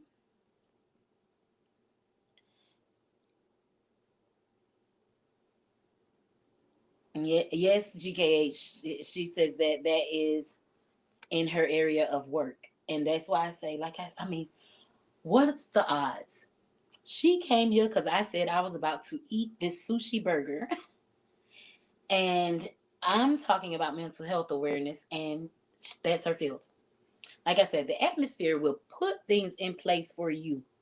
You've just got to recognize them and utilize it. Thank you, thank you, thank you, thank you, thank you. I wasn't intending on going live today. Your girl was tired, okay? Y'all, after I ended my live stream yesterday, I made a bunch of little quick 1 minute videos and stuff because I was just in this mood. I was in this mode. And I just kept feeling like I needed to tell somebody. So I made this 1 minute video about suicide prevention. I just about people not being alone, and if you need somebody to talk to, that kind of thing. And I put all this information in the description box, different helplines and stuff like that, places where you can get help if you needed it. And it just was like, that's not enough. You're throwing it out there, but you're kind of you're new to YouTube, okay? People they see you, but they don't know you. This is your chance to really be transparent and give the real spiel, on who you are and why you are who you are and why you are the way that you are. I feel like when you understand people, it makes it easier for you to relate or listen and hear them from where they're really coming from with the conversation. Thank you, thank you for still being here. And you guys, feel free, if you know something that could help along this topic of conversation, just drop it in the comments so I can stick it on the screen. I don't know everything. I'm still learning.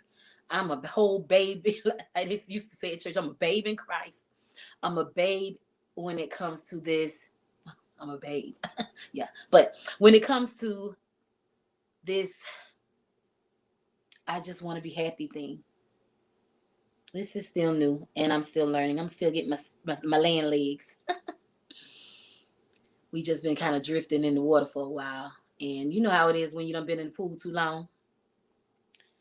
You've been just floating around and the water has been holding you up. And then when you get out the water, you feel the actual weight of your body. And you got to get your land legs together to hold you up. That's where I am right now.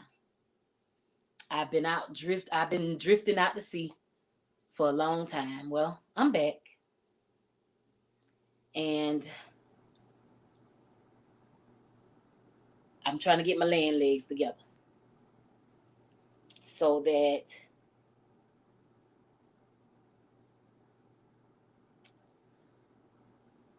I can finish the race strong. Like, I don't know what to say. I don't know what you would. But yeah, that's where we are. That's where we are, and I must say I like it here. Like, I'm happy to be here because there was a time when it wasn't even a concern. I was just okay with being broken.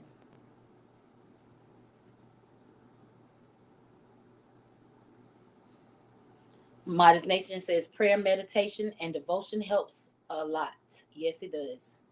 She also says exercise helps me. I go for a walk most mornings. It helps me release serotonin, which is the chemical in your brain that makes you feel good. Yes. People do not want to believe it, but exercise will help you. Okay. Y'all, I was talking to, if y'all don't know her, get to know her. Okay. I love her. I met her recently, like a couple of weeks ago. I love her. But her name is Lady Capricorn Tarot. She has one of the most blindingly bright, supportive, positive energies I've been around in a long time. And we were talking about, just life in general. And I was saying how I'm ready to just do something different, move to a different space. And I was talking about this diet program I was on some months back and how I lost like almost 20 something pounds. in a couple months, and I felt so much better and all of this kind of stuff. These are the products I was using. I still have them because I'm going to start back with them. True Control, True Fix. This is a blood detoxifier. It literally just makes you feel good because your levels are balanced and you're just kind of off to a good start. And I was saying how I can't diet. I've got to just change my lifestyle and eating habits and the way I do things.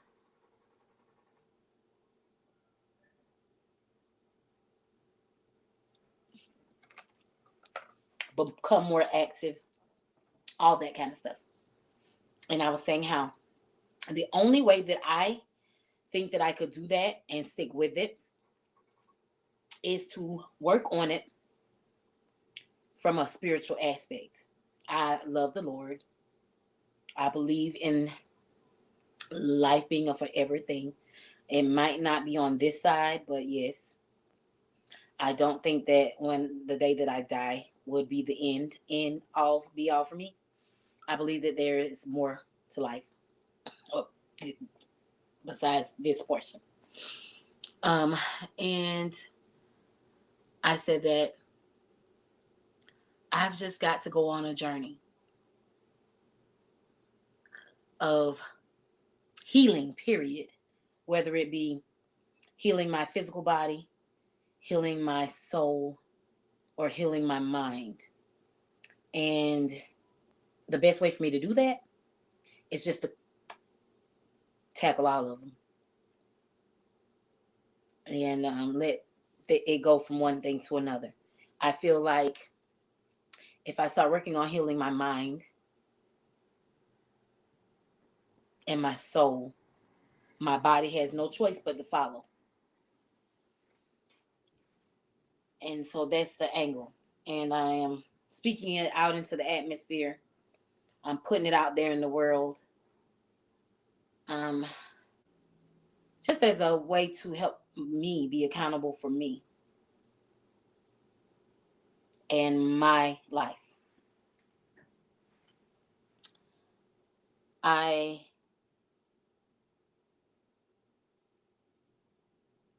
know that things are going to get better. But in things getting better, I've got to do my part. I can't sit around and wait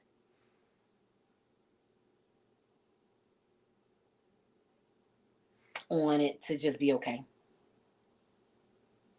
I've got to do my part. I've committed myself to helping myself.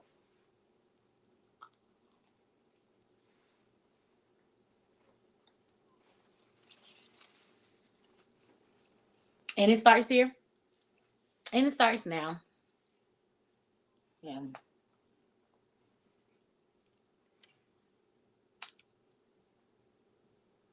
And that's just it. That's it. I don't know what else to say. That's it. Now,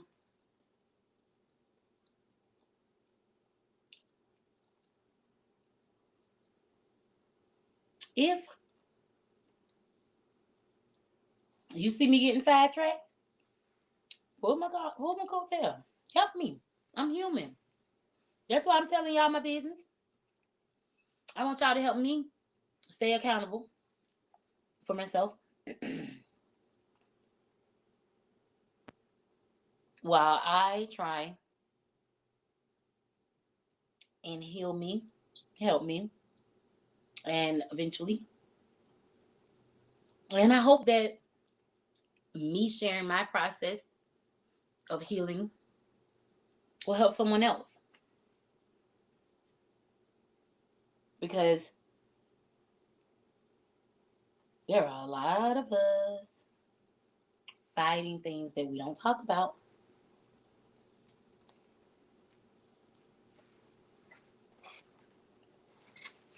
There are a lot of us still walking around pretending that nothing's wrong.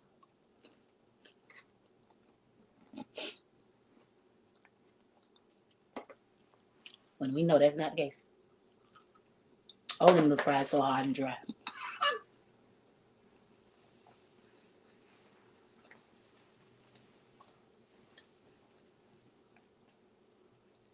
Y'all, I'm going to ask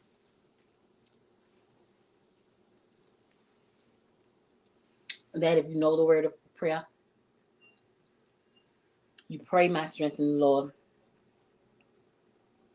Pray for me. Don't pray on me. Pray for me. That I may be the person that I was destined to be. I know that my life has purpose. And I know that I am a truly amazing person.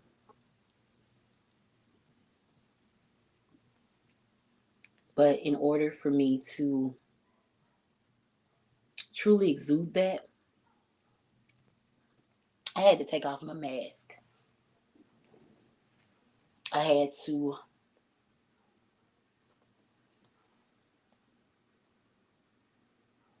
really look into myself.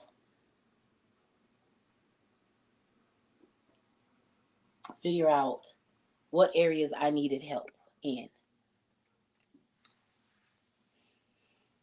And work on those things.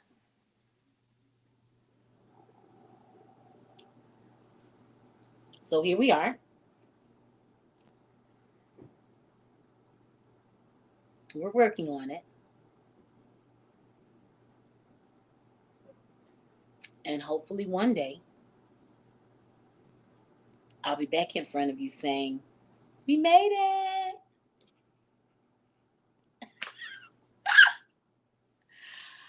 One day I'll be able to say,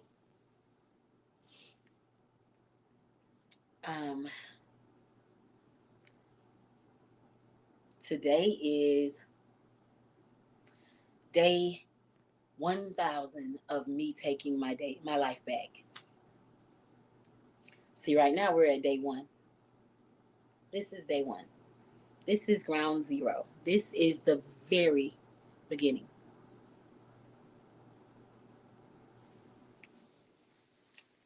Yeah. 1 down. Lots more to go. Lots more to go. So, like I said, that's where we are. That's what's going on with me. Y'all, I made the comment at the end of one of my videos. I was like, this little quarantine thing is getting deep. My IG is Lady Sunflower 831. I don't know if y'all can see the little thing over there in the corner. But my IG is at the bottom of it. It's Lady Sunflower 831.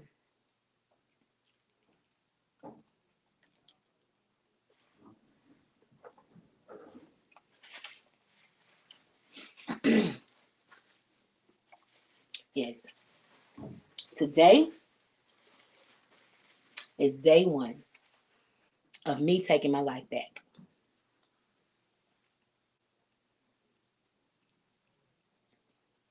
Mask off. This is it. This is the raw. This is the real. This is me. And I really appreciate you guys being here with me. I'm not going to hold y'all forever. I ain't holding y'all hostage today. Nah. I came. I said what I had to say. And that's that.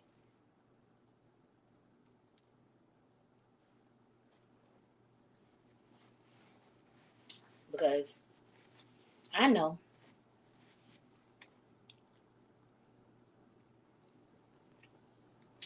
I'm not alone in this, y'all. So many people are fighting to stay afloat.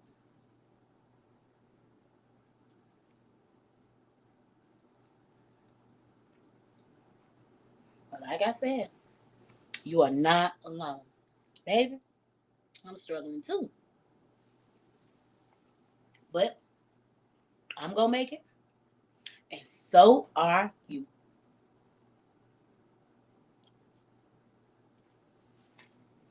And now, this ain't jailhouse talk. You know how it is.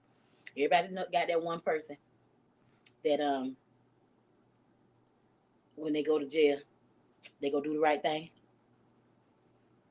They find the Lord, get 12 degrees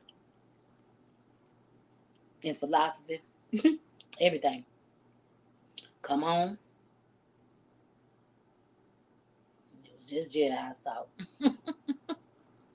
This ain't jailhouse talk.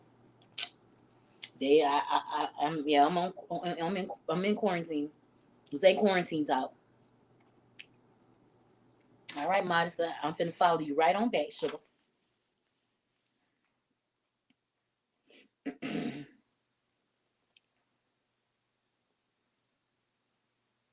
Yeah, this ain't quarantine talk. This is while I had no choice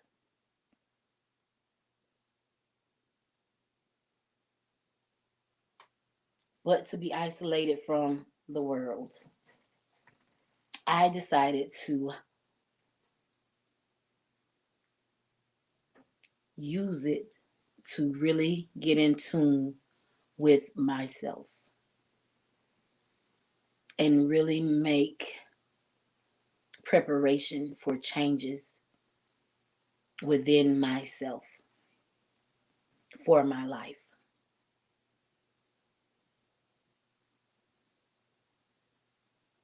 That's right, Miss Harriet. Acceptance and awareness are the first two keys before action. I say it all the time. Once you can say what the problem is, that's the first step to doing something about it. All right. But when you're me, I'd say 5 years ago, I said what the problem was. 8, 9, 10 years ago, I said what I thought the problem could be. But apparently, I was just talking. It was just back then. It was just talk. That was I stopped. I wasn't like I said. I wasn't ready. I had gotten comfortable in being broken, and it was my new normal. Well, now I'm going to be the poster child for normalizing being happy for real. Okay, let's make life great again by being happy, by being honest with ourselves. We got to be honest with ourselves. And then we got to work on the trouble and the problems that are holding us back. Thank you. Please keep and continue to pray for me. Huh? Please do. Oh, no, baby. I know. No, I'm not a bad person. I just do some bad things sometimes. But no, I'm not a bad person. You.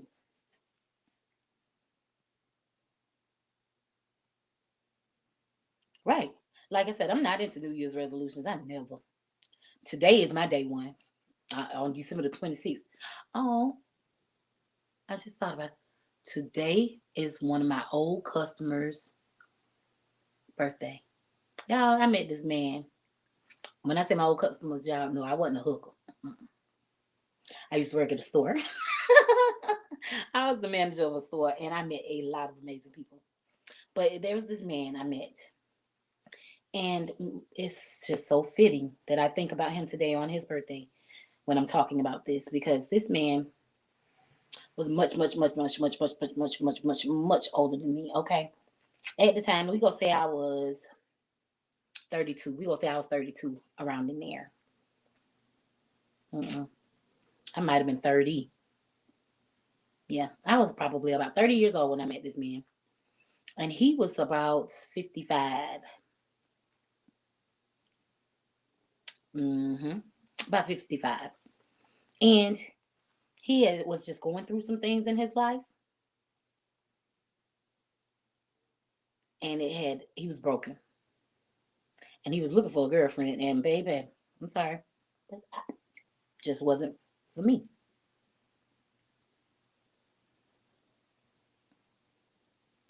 And besides the age difference and stuff, and I wasn't attracted to him.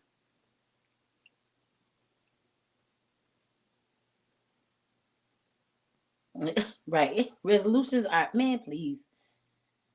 You don't, there's no, I feel like any 2 times you gotta wait to address something, you're really just waiting on a reason not to address it. Why wait? And thank you, GKS. Yes, I am going to be fine. I feel like for the first time in a long time, I really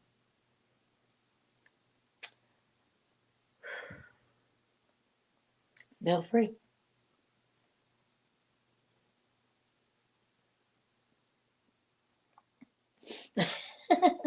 Yeah, I really feel free.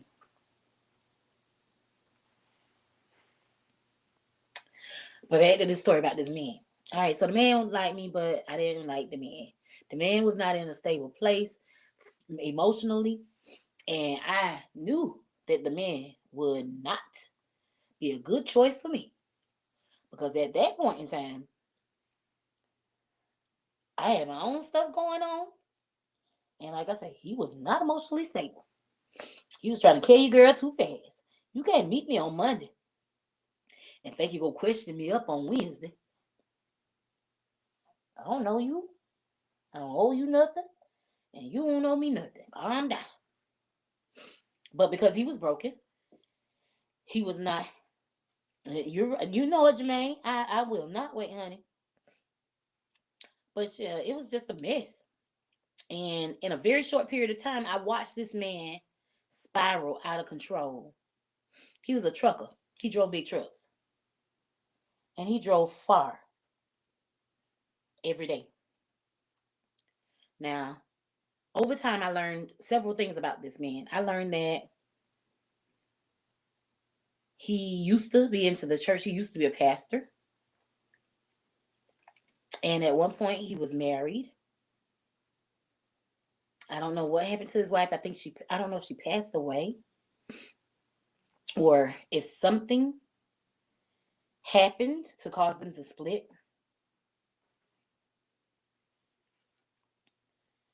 But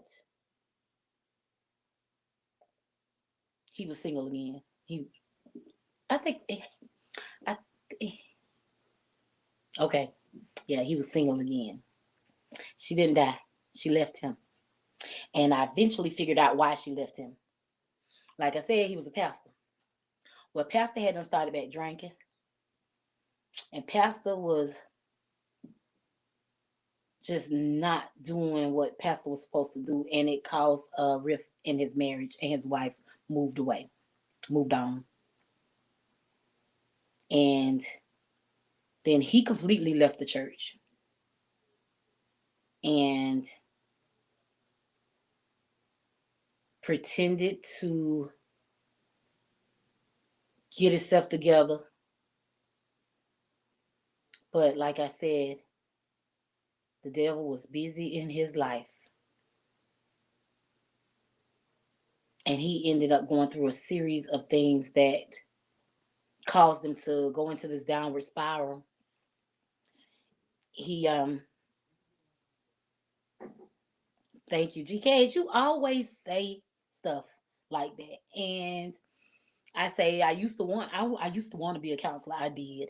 And I might do. I don't know. But I've always loved to help people. If I can talk to you and help you get over whatever you're going through, that is enough for me. I I've been sad so much that I want to see people happy, legitimately just happy. And if I can help that, fine. If I can't help with that, let's figure it out. Figure out how you get better. That's just me. But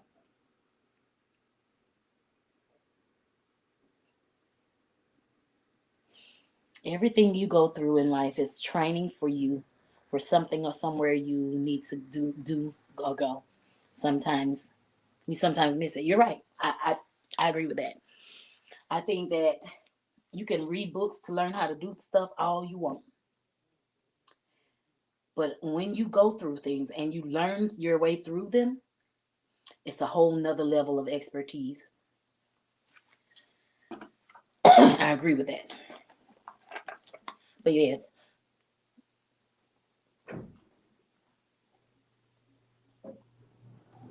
let me finish this up the story about this man because I'm getting them. I'm getting them. Y'all listening to me tell a story, it's like riding around with a lost person. Eventually we gonna get there. You just gotta stick with me. Stick with me. But yeah, over the course of the next few months, this I'm talking about, it didn't take long for the Lord to show me that you don't even need to be friends with this man because he just ain't stable. He ain't ready. He got to work on himself before he can even try and be friendly with another human being.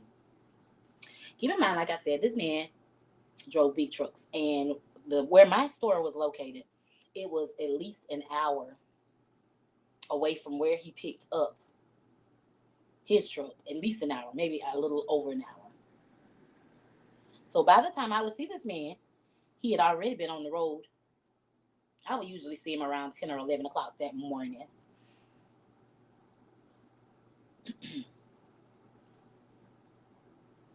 And he had been out on the road since way before daylight for hours already. If I see him at 10 o'clock in the morning, he's already been at work for at least 5 hours already because he had a short day. He would get on the road really early so he could get off the road really early.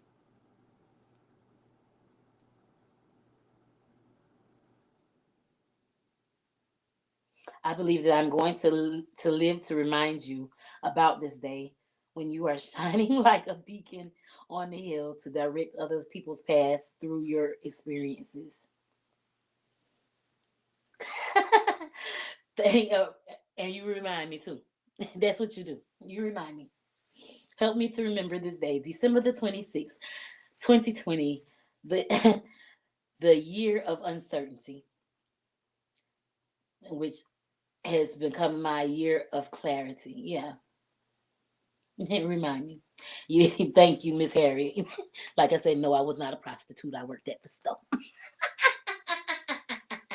And I have to remember, y'all, I have to say that a lot about me working at the store because I always be like, my customer, and they be like, what was you selling? Yeah, not that. But yeah. Okay, so long story short, this man had an 8-hour shift that usually started around 3, 4 o'clock in the morning so that he could be off work by 11, 12 o'clock in the day. Usually by the time I saw this man, his day was almost over and he was getting ready to head back towards where he would be parking his truck. Now, as his bad habits picked up, his timing changed. Where I used to see him by 10 o'clock in the morning, I started seeing him around lunch, which was a little strange because around lunch, you should be getting ready to head on in or be way past me by now. But he had started back drinking really heavily while he worked. This man is driving a 18-wheeler DUI, traveling at least 200 miles away from his starting point, one way.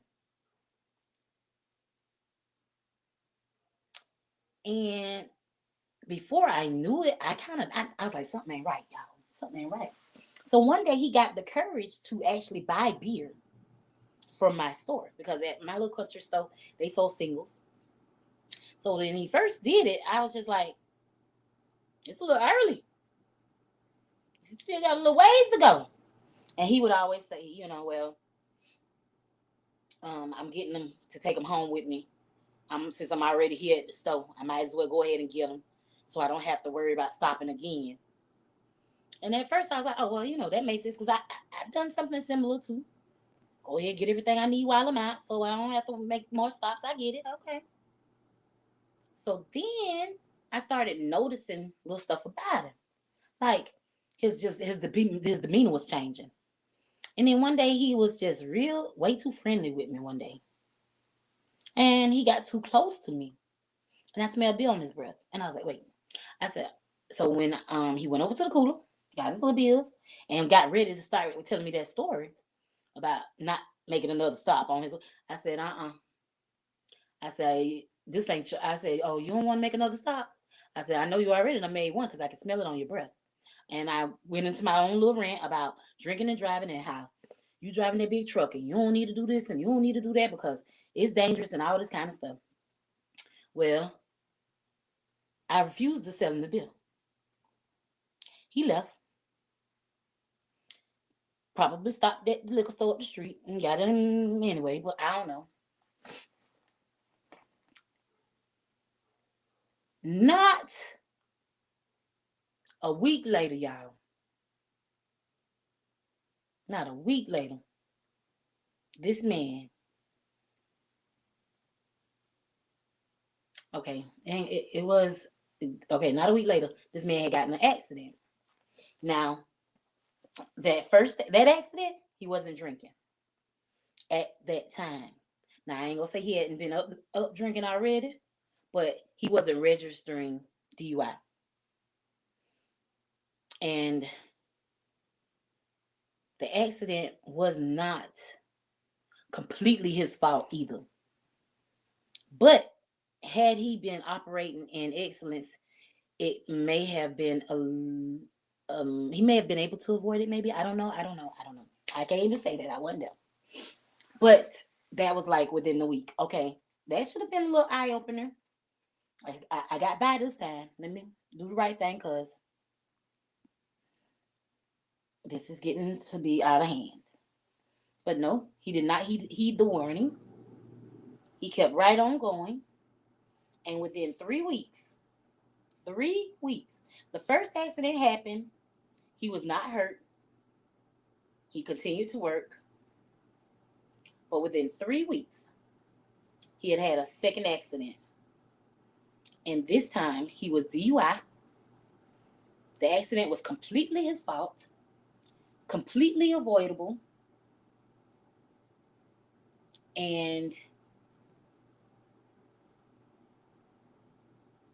he was hurt a little, not bad. But the other people in the accident were hurt very, very badly. I mean, it was a situation where they weren't sure if everyone was going to live. It was just rough. And I didn't see him for a very long time. I found out about the accident from the papers. It made the news. Because it did, even though it didn't happen where I lived, it happened in a town that's pretty big, and we catch their news. So when I see the story about the accident with the big truck and I recognize the company, I've honed in on it and I paid attention. And I was like, oh no, that's my friend. And I go to saying, oh, I wish he had listened, this, that, and the third, and blah, blah, blah, blah. Okay. About 6 months go by. And he comes in the store. He's working for a different company. Seems to be a much smaller company, maybe. I don't know.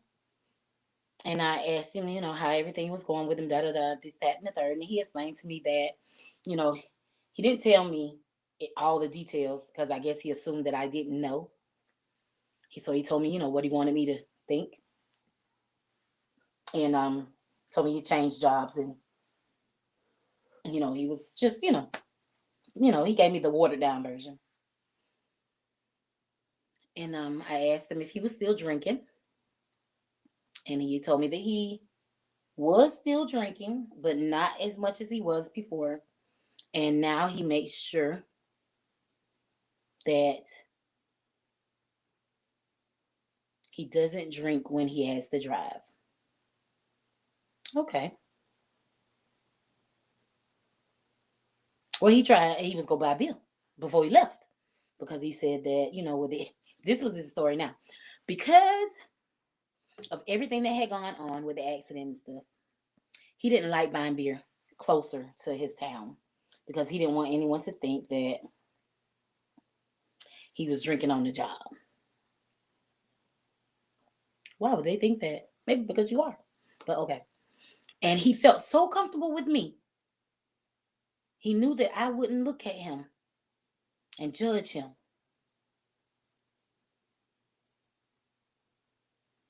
That he'd rather buy them from my store. And I explained to him that, no, I'm not going to look at you all kind of ways and I'm not going to judge you. But what I will say is I saw the news and I know what happened with that last accident. And I would be less of a friend to you if I sold you beer, knowing what happened with you and what you're still facing. I explained to him that if he wanted to drink, that's his choice. I can't tell nobody what to do. They grown. When I want to drink, I want to drink. But I would not be selling him beer while he was in his work vehicle or his personal one for that much, because I felt, and I said this to him, and I was not wrong because, well, we'll get to that part. I told him I felt that he had a problem. If he could not make it through his workday without drinking, knowing how much damage he could cause, I felt that it meant he had a problem. My father was a functioning alcoholic. My father went to work every day in the heat, rain, sleet, snow, drinking and trying to provide a wage so that he could continue to drink. Not take care of his family, but continue to drink. And I told him that I felt like I was seeing that his behavior was very familiar. All right. Well, y'all, he didn't take that so well. He was offended that I even said something to him like that. And I explained to him that I felt that I was being a pretty good friend because this is not good. This is dangerous. You might not want to do that. I'm not going to uphold bad behavior. Like, I don't work with children before. I'm not upholding bad behavior. I'm not condoning that. That's not okay. Well, hey, Lindsay TV. Hey, Tweenie, my love. Thank you, thank you, thank you. Mwah. Y'all don't forget to thumbs up the live stream, y'all. Y'all know, I don't know if y'all know about the algorithm or not, but the more thumbs up you get, the more they circulate you out. And y'all, I want people to see this. I don't put my business out there. You might as well enjoy it. But yeah, he didn't take that conversation very well. He left. I didn't see him again for like a month. The next time I saw him, he explained to me that some things had changed with his working situation, stemming back from that second accident.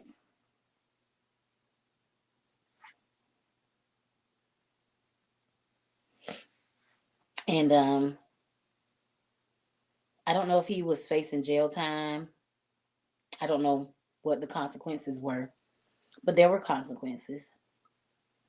And he explained to me that, who knows, it may be a while before I will see him again. And he explained that, yeah, he got mad the last time we had talked, but he really kind of, I guess, came to his senses and realized it, and I didn't see him anymore. That was 2010. I ended up leaving that job the following year. So I don't know what ever really became of him after that. But I always look back on that situation and I said that I really hope that he found the help that he needed and he got the healing that he needed. And I understand how depression and sadness will change you. I mean, a lot happened. His behaviors, the ways of the world, caused him to lose his family. His job was in jeopardy. Then he was exhibiting behaviors that put his job in jeopardy even more. And then the accident, I was in a car accident once where people were hurt and I was driving. And the burden that puts on you to know that you caused other people to be hurt, that's a lot. And that's harsh. So I can imagine how he dealt with that and how that could have added on to everything. It's easy for things to pile up on you and cause you to get derailed even more, you know? So that's why protecting your energy at all costs, if you have to, is so important. Because we really and truly can become our own worst enemies.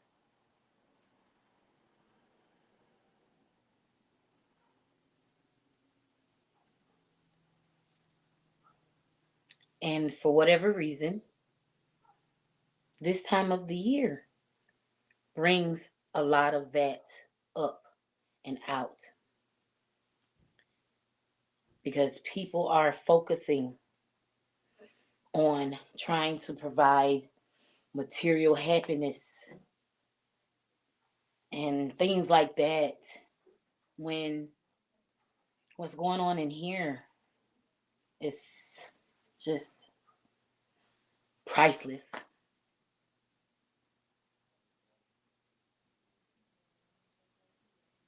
So I'm going to say this because y'all, I'm gonna shut this down. When we get to 2.5 hours, I'm gonna end this live. I say that all the time. I'm like, when we get to this, I'm gonna stop. But because I don't know, it's so easy for me to talk to y'all sometimes. But yeah, we gonna shut this down. And I'm gonna say this. Nothing is more important in life than you are. Nothing is more important in life than your mental health, your spiritual health, and your physical health. Those are truly, that's your wealth. Money, material things, none of that is frivolous. If you buy a brand new car, as soon as you pull it off the lot, it ain't worth as much no more. You can buy a $3,000 pocketbook and get it snatched off your arm coming out the store. You can build $1 million mansion and the wildfires come and take it away. Like it was never there. But your sanity, the feeling of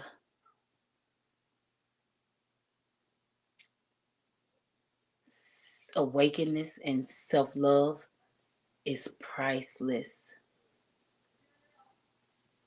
and more important than anything else. Indulge in that. Take care of yourself. The world needs you.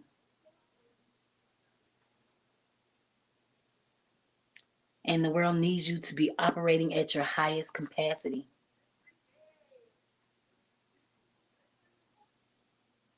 I hear them out there talking about getting freaky in the streets, Lord. I gotta find a way to soundproof my house. I have to stop playing a little music or something in the background. I can hear them. But okay. But seriously, y'all, this is what I'm talking about. You gotta guard your mind. You got to protect your peace.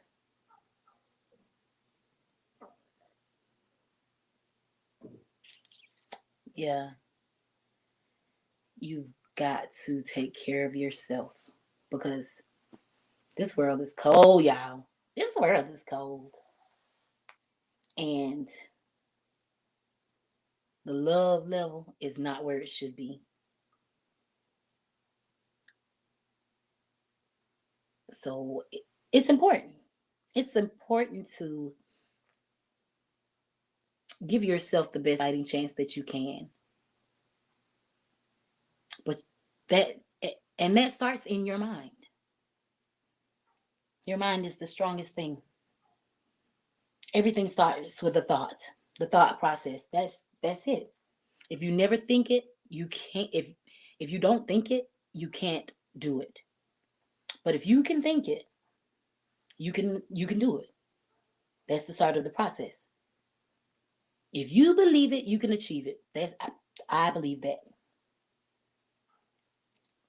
Everybody done seen my beautiful black girl. Because she always in my background, usually. It says, if you believe in yourself, everything is possible.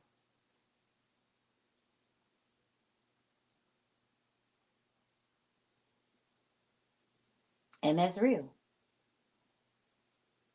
That's so real.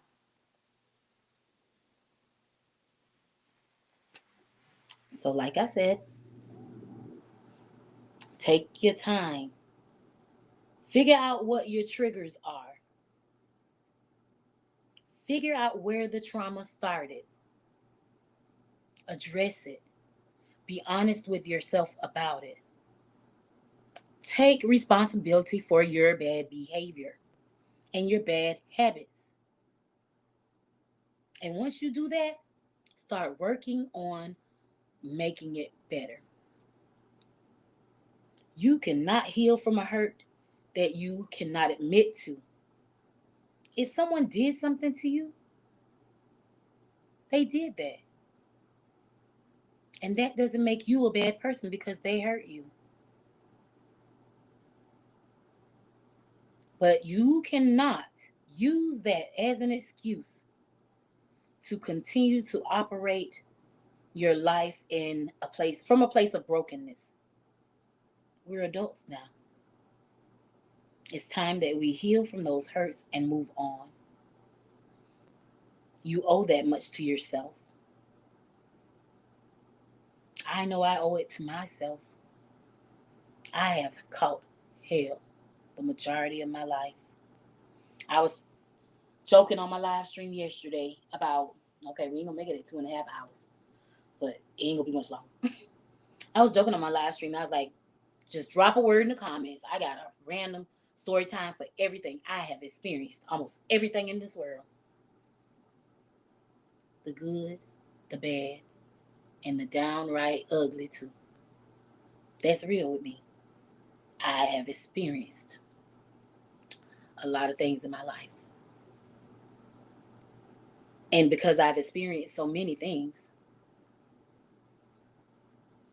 that kind of adds to my list of hurts and triggers.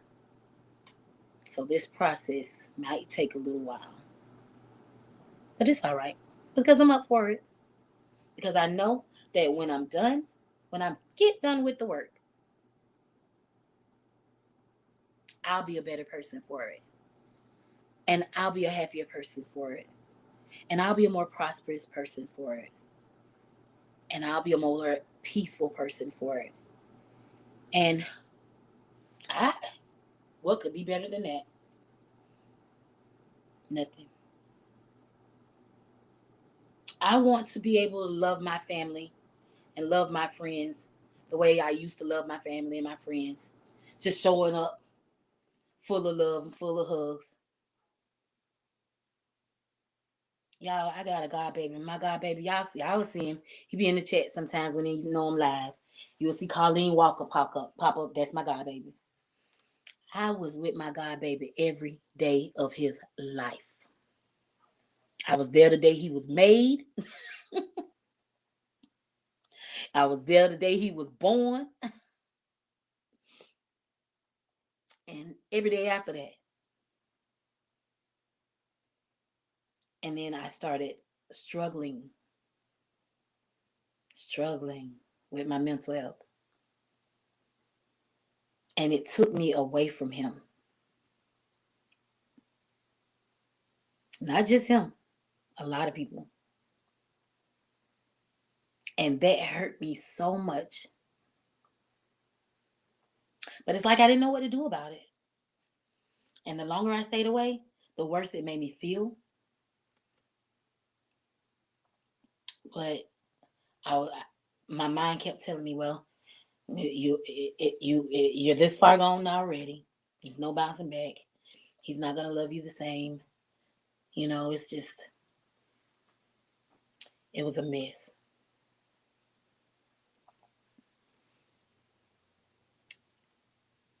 And time passed, and I started to realize how much I was missing him and missing out on in his life. And I started to work on myself just recently. And I started to just schedule time with him. Because I love me, baby. And being with him gave me this level of peace, purpose, and happiness that I needed. But then the negatives came in, and I was like, you don't deserve to be this happy. You have been out of touch so long.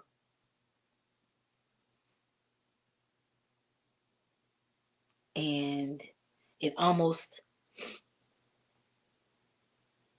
derailed me again. And I was like, nope, we can't do that. We can't regress. We got to keep moving forward. And then all of this stuff happened, and I had to limit my interactions because, we the whole world was on lockdown for a while.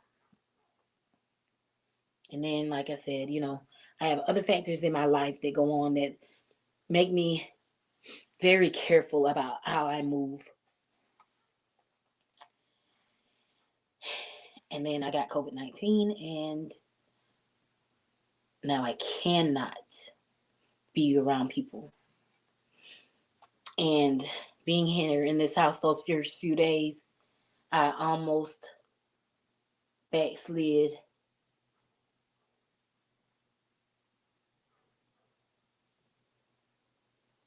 And I told myself that this is different. Yes, you are in isolation, but you are not alone. Just because you cannot be around people right now, it does not mean that this is not going to end. This is going to be over one day, and life will be back semi-normal. And just like you were doing before, you can do it again. And continue to gradually come out of your shell Get back to being yourself. Continue to work on yourself. And that was my decision. Those were my options. And I chose to do that. I chose to work on taking my life back.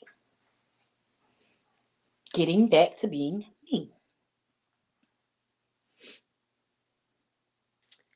Getting back to finding myself. I have missed out on so much time with myself. But I know that the catch up is going to be real, y'all. Because I'm not who I was 10 years ago.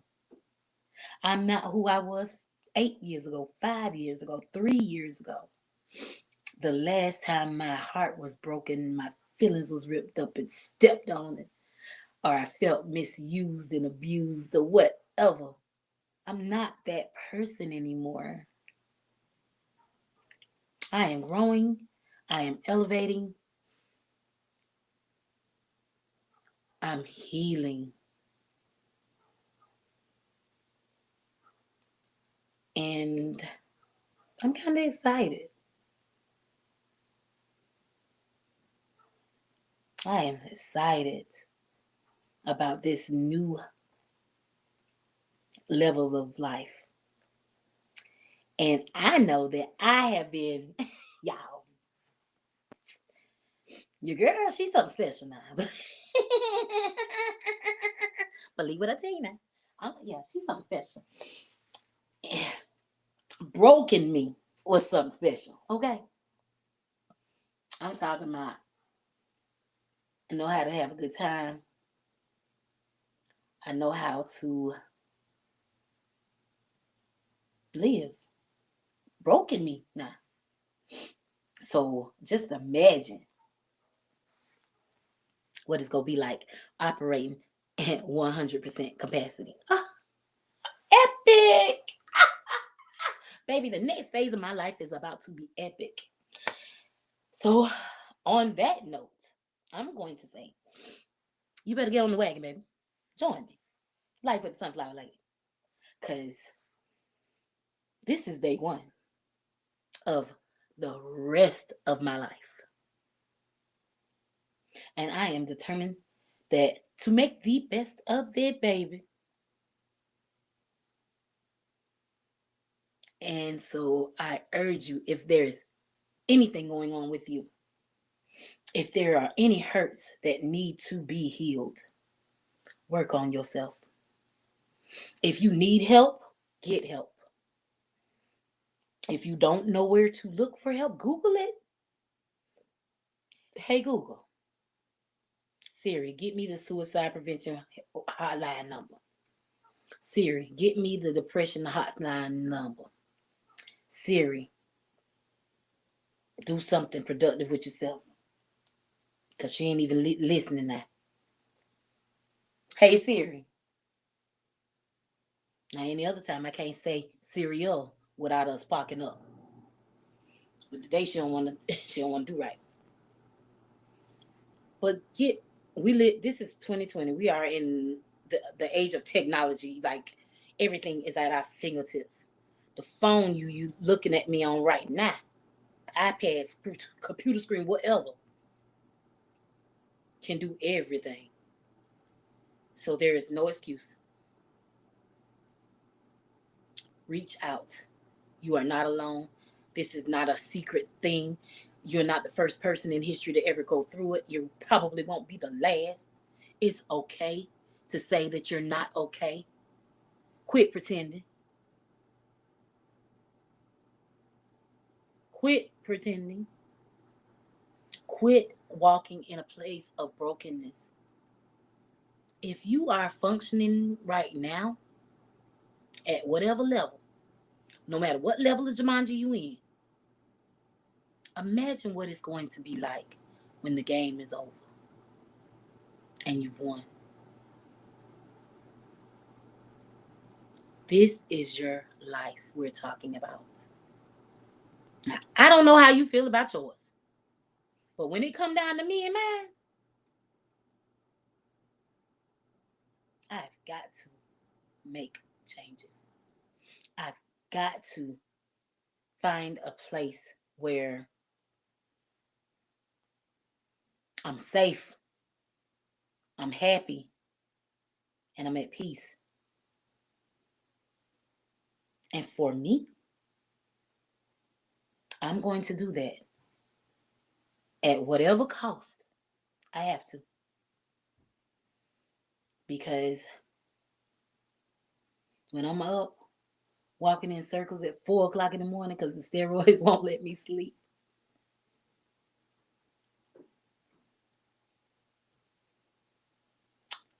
I want to be able to still have peace in that moment.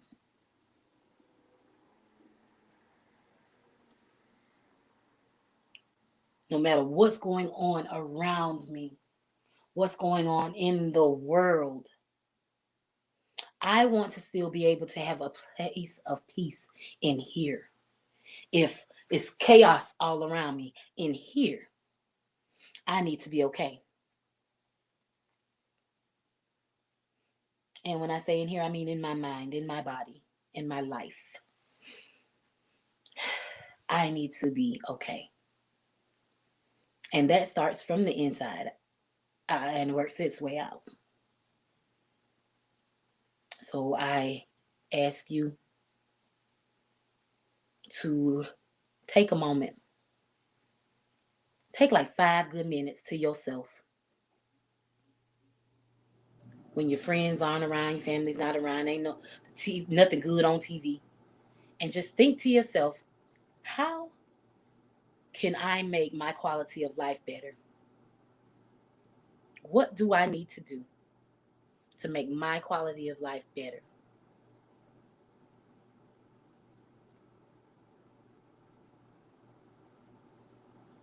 And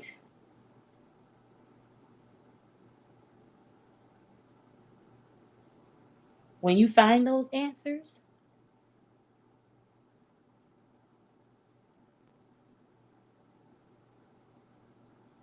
I want you to act on them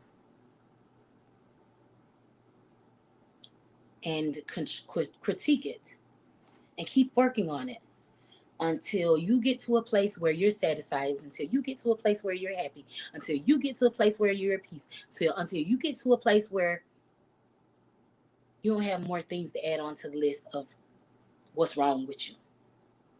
And now you're listing things that you've corrected. You owe it to yourself.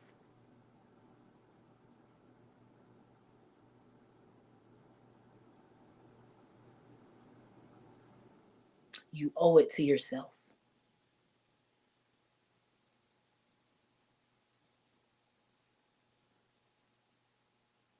Take your life back. It's yours. And when no one else is around, you're still in it. So why? There's no reason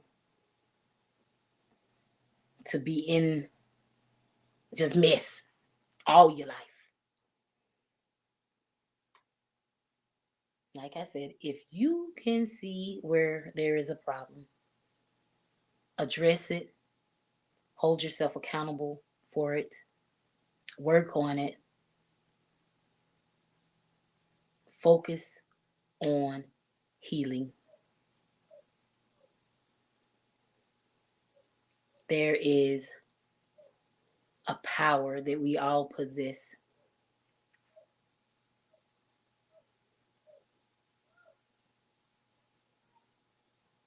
Tap into your power. Tap into your energy. Raise your vibrations. I say this, and you can disagree if you want to, but there is only one thing. Good night to you too, beautiful black girl.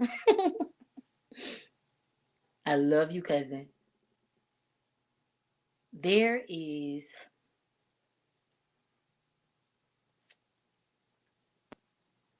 this power that we all have, and we need to learn to use it to uplift ourselves. And once we learn how to use it to uplift ourselves, we can use it to uplift each other. We need each other. We can learn from each other. We can teach each other. But we have to be healthy to do that. Like, a lot of us are still broken because we are listening and looking at other broken people trying to figure out how to behave, how things should be going. And baby, my father is a king. That's who I need to try and mimic. Not Sally down the street. Because Sally done got new furniture, and Sally got a new man, and Sally got this going on, that going on. Because you don't know what Sally going through to keep that new furniture and keep that new man and maintain that. You don't know what kind of struggle Sally going through. So don't focus on Sally. Don't try and keep up with the Joneses and them, baby. Focus on you. Focus on your life. Focus on your mental health. Because when everything else has passed away and the whole world is busy and life is going on as usual, you are all you got. But that's okay. Because once you heal yourself, that just might be almost enough. So like I say, I implore you, please take a step back from life and work on your life. Don't worry about how things look. Worry about how it feels. I've started learning to go by my feelings more. If it feels good to me, in a positive light, good to me, okay. I been quit worrying about what people think and what they go say, and chop out. We can't worry about it. But yeah. Just focus on your healing. Focus on getting better. Focus on becoming whole. Because you cannot get off to a better start than being whole and healed, happy and positive. It's like when you get a good night's sleep and you actually sleep good and you wake up well rested, just ready for the day. It's almost like things just flow smoother. Yeah, that's what healing feels like. That's what having a light spirit feels like. That's what not being burdened down feels like. And everybody deserves to be off to a good start. Like I said, we got enough. Life is enough of a monkey on our backs as it is. We don't need any help in that area of making it hard for ourselves. So I ask you not to make it hard for yourself. If you see where you need help, get it. It's okay. Find your person, someone that you can talk to, someone that you can learn from, someone who can help you, point you in the right direction. And be careful with who you choose. Finding someone to help you with this thing is like finding a good doctor or daycare. Make sure that they have the capabilities of giving you what you need providing you with the resources that you need. You wouldn't just pick anybody to keep your children. You wouldn't just go on crazy this and be like, oh, they say they keep kids. Hey, come to my house, get my children. And you go leave them responsible for your children, all of your possessions. You wouldn't do that. You would put some thought into that thing. You would check their credentials, check their references, their resources, make sure that they legit. Do that when it comes to you too. Because this is all your stuff. These are all your possessions. Is this is your baby. Make sure the person that is helping you is truly nurturing and speaking life into you.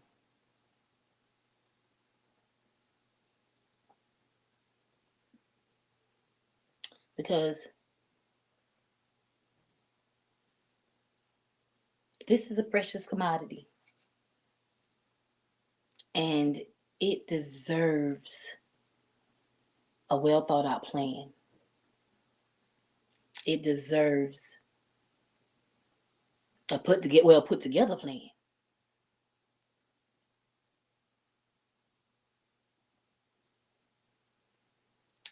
And on that note, I want to thank the 5 million beautiful people that are in the building. And for those of you that are seeing this on the replay, don't forget to hit the thumbs up, like, comment, share, and subscribe to Life with the Sunflower Lady. I greatly appreciate your time. I know this live stream is almost 3 hours long, but if you don't find it robbery, listen to every word. I meant every word.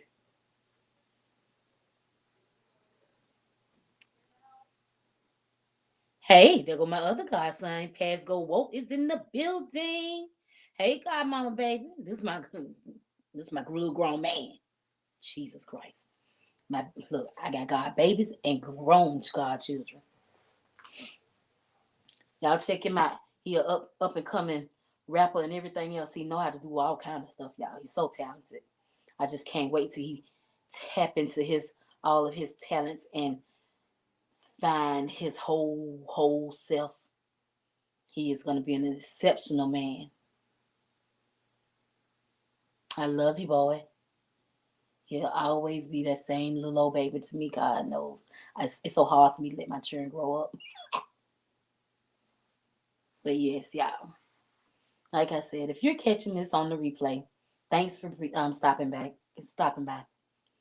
And if you've been here with me the whole while, I thank you for listening while I told my story.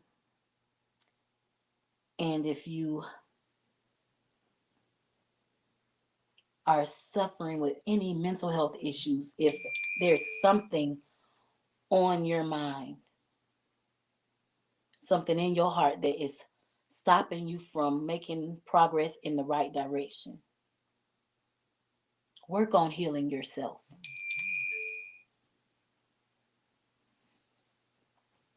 Work on checking it out. Work on healing yourself. Because like I said, we cannot heal from the things that we have not owned up to. A lot of us are fighting fights that we did not ask to fight. We didn't ask for these struggles. We were just kind of born into them.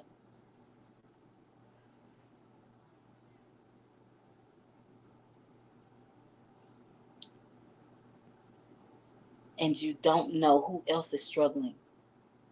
So it's important to be kind to people. It's important to be open to people. It's important to not add on to other people's hard times. Because everybody is fighting something. Everybody is going through something.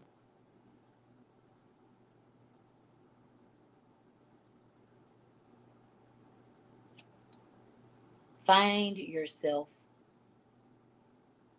figure out your triggers, figure out what has hurt you, and work on healing it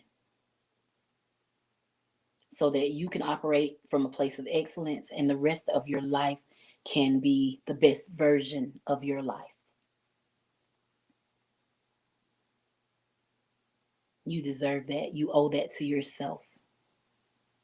Because once you become an adult, nobody has to do anything for you anymore. You are on your own. You grown. You on your own.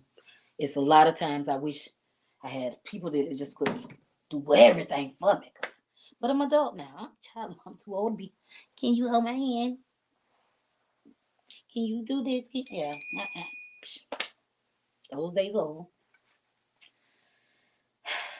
So, on that note, I'm going to say this and we will be out.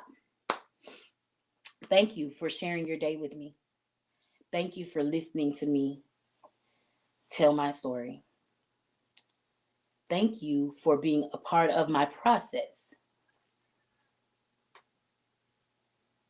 Like I said, today is the first day of the rest of my life. And I appreciate you all being a part of it. So on that note, the Sunflower Lady is about to sign off. Yes, I'm about to sign off. But I'll be back because I've got some things to tell you. And I've got some things that I want to share with you. If you need help, get the help. There is a 1-minute short video on my channel. I think it's titled, You're Not Alone. On that video, there is information about, there are phone numbers in the description box so that you can get in touch with whoever you need to get in touch with, whether it be the suicide hotline, the depression hotline, the COVID-19 crisis center. The information is there. Yes, and the title of that video is You Are Not Alone Shorts. Helplines and hotline information is in the description. Check it out if you just need somewhere to turn. Good night to you too. Love is the main key. She says, good night, everybody. Thank you. I'm glad that you did enjoy the live stream, and I'm going to have a good night. I am. Thank you so much for being here. I greatly appreciate you showing up and participating. Thank you for the information that you provided for us. And like I said, to all of you, thank you so much for sharing your day with me and allowing me to unload on you guys. So, like I said, you guys, check out that video. The information is in the description box. I'm going to try and go back and edit this, see if I can't put the information there. But yeah, that's it. 3 hours later, and I'm done. All right, much love to you all. Thank you for being here with me. And once again, like I said, life of the Sunflower Lady, you guys. I am about to sign off. But I'll be back because I've got something to tell you.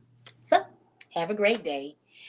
And remember, everyone is not as happy as you are in this holiday season. People really struggle during the holidays. So if you see where you can be a beacon of light to someone else, do that. You never know when it may be your turn, when you may need reassurance, pat on the back, what have you.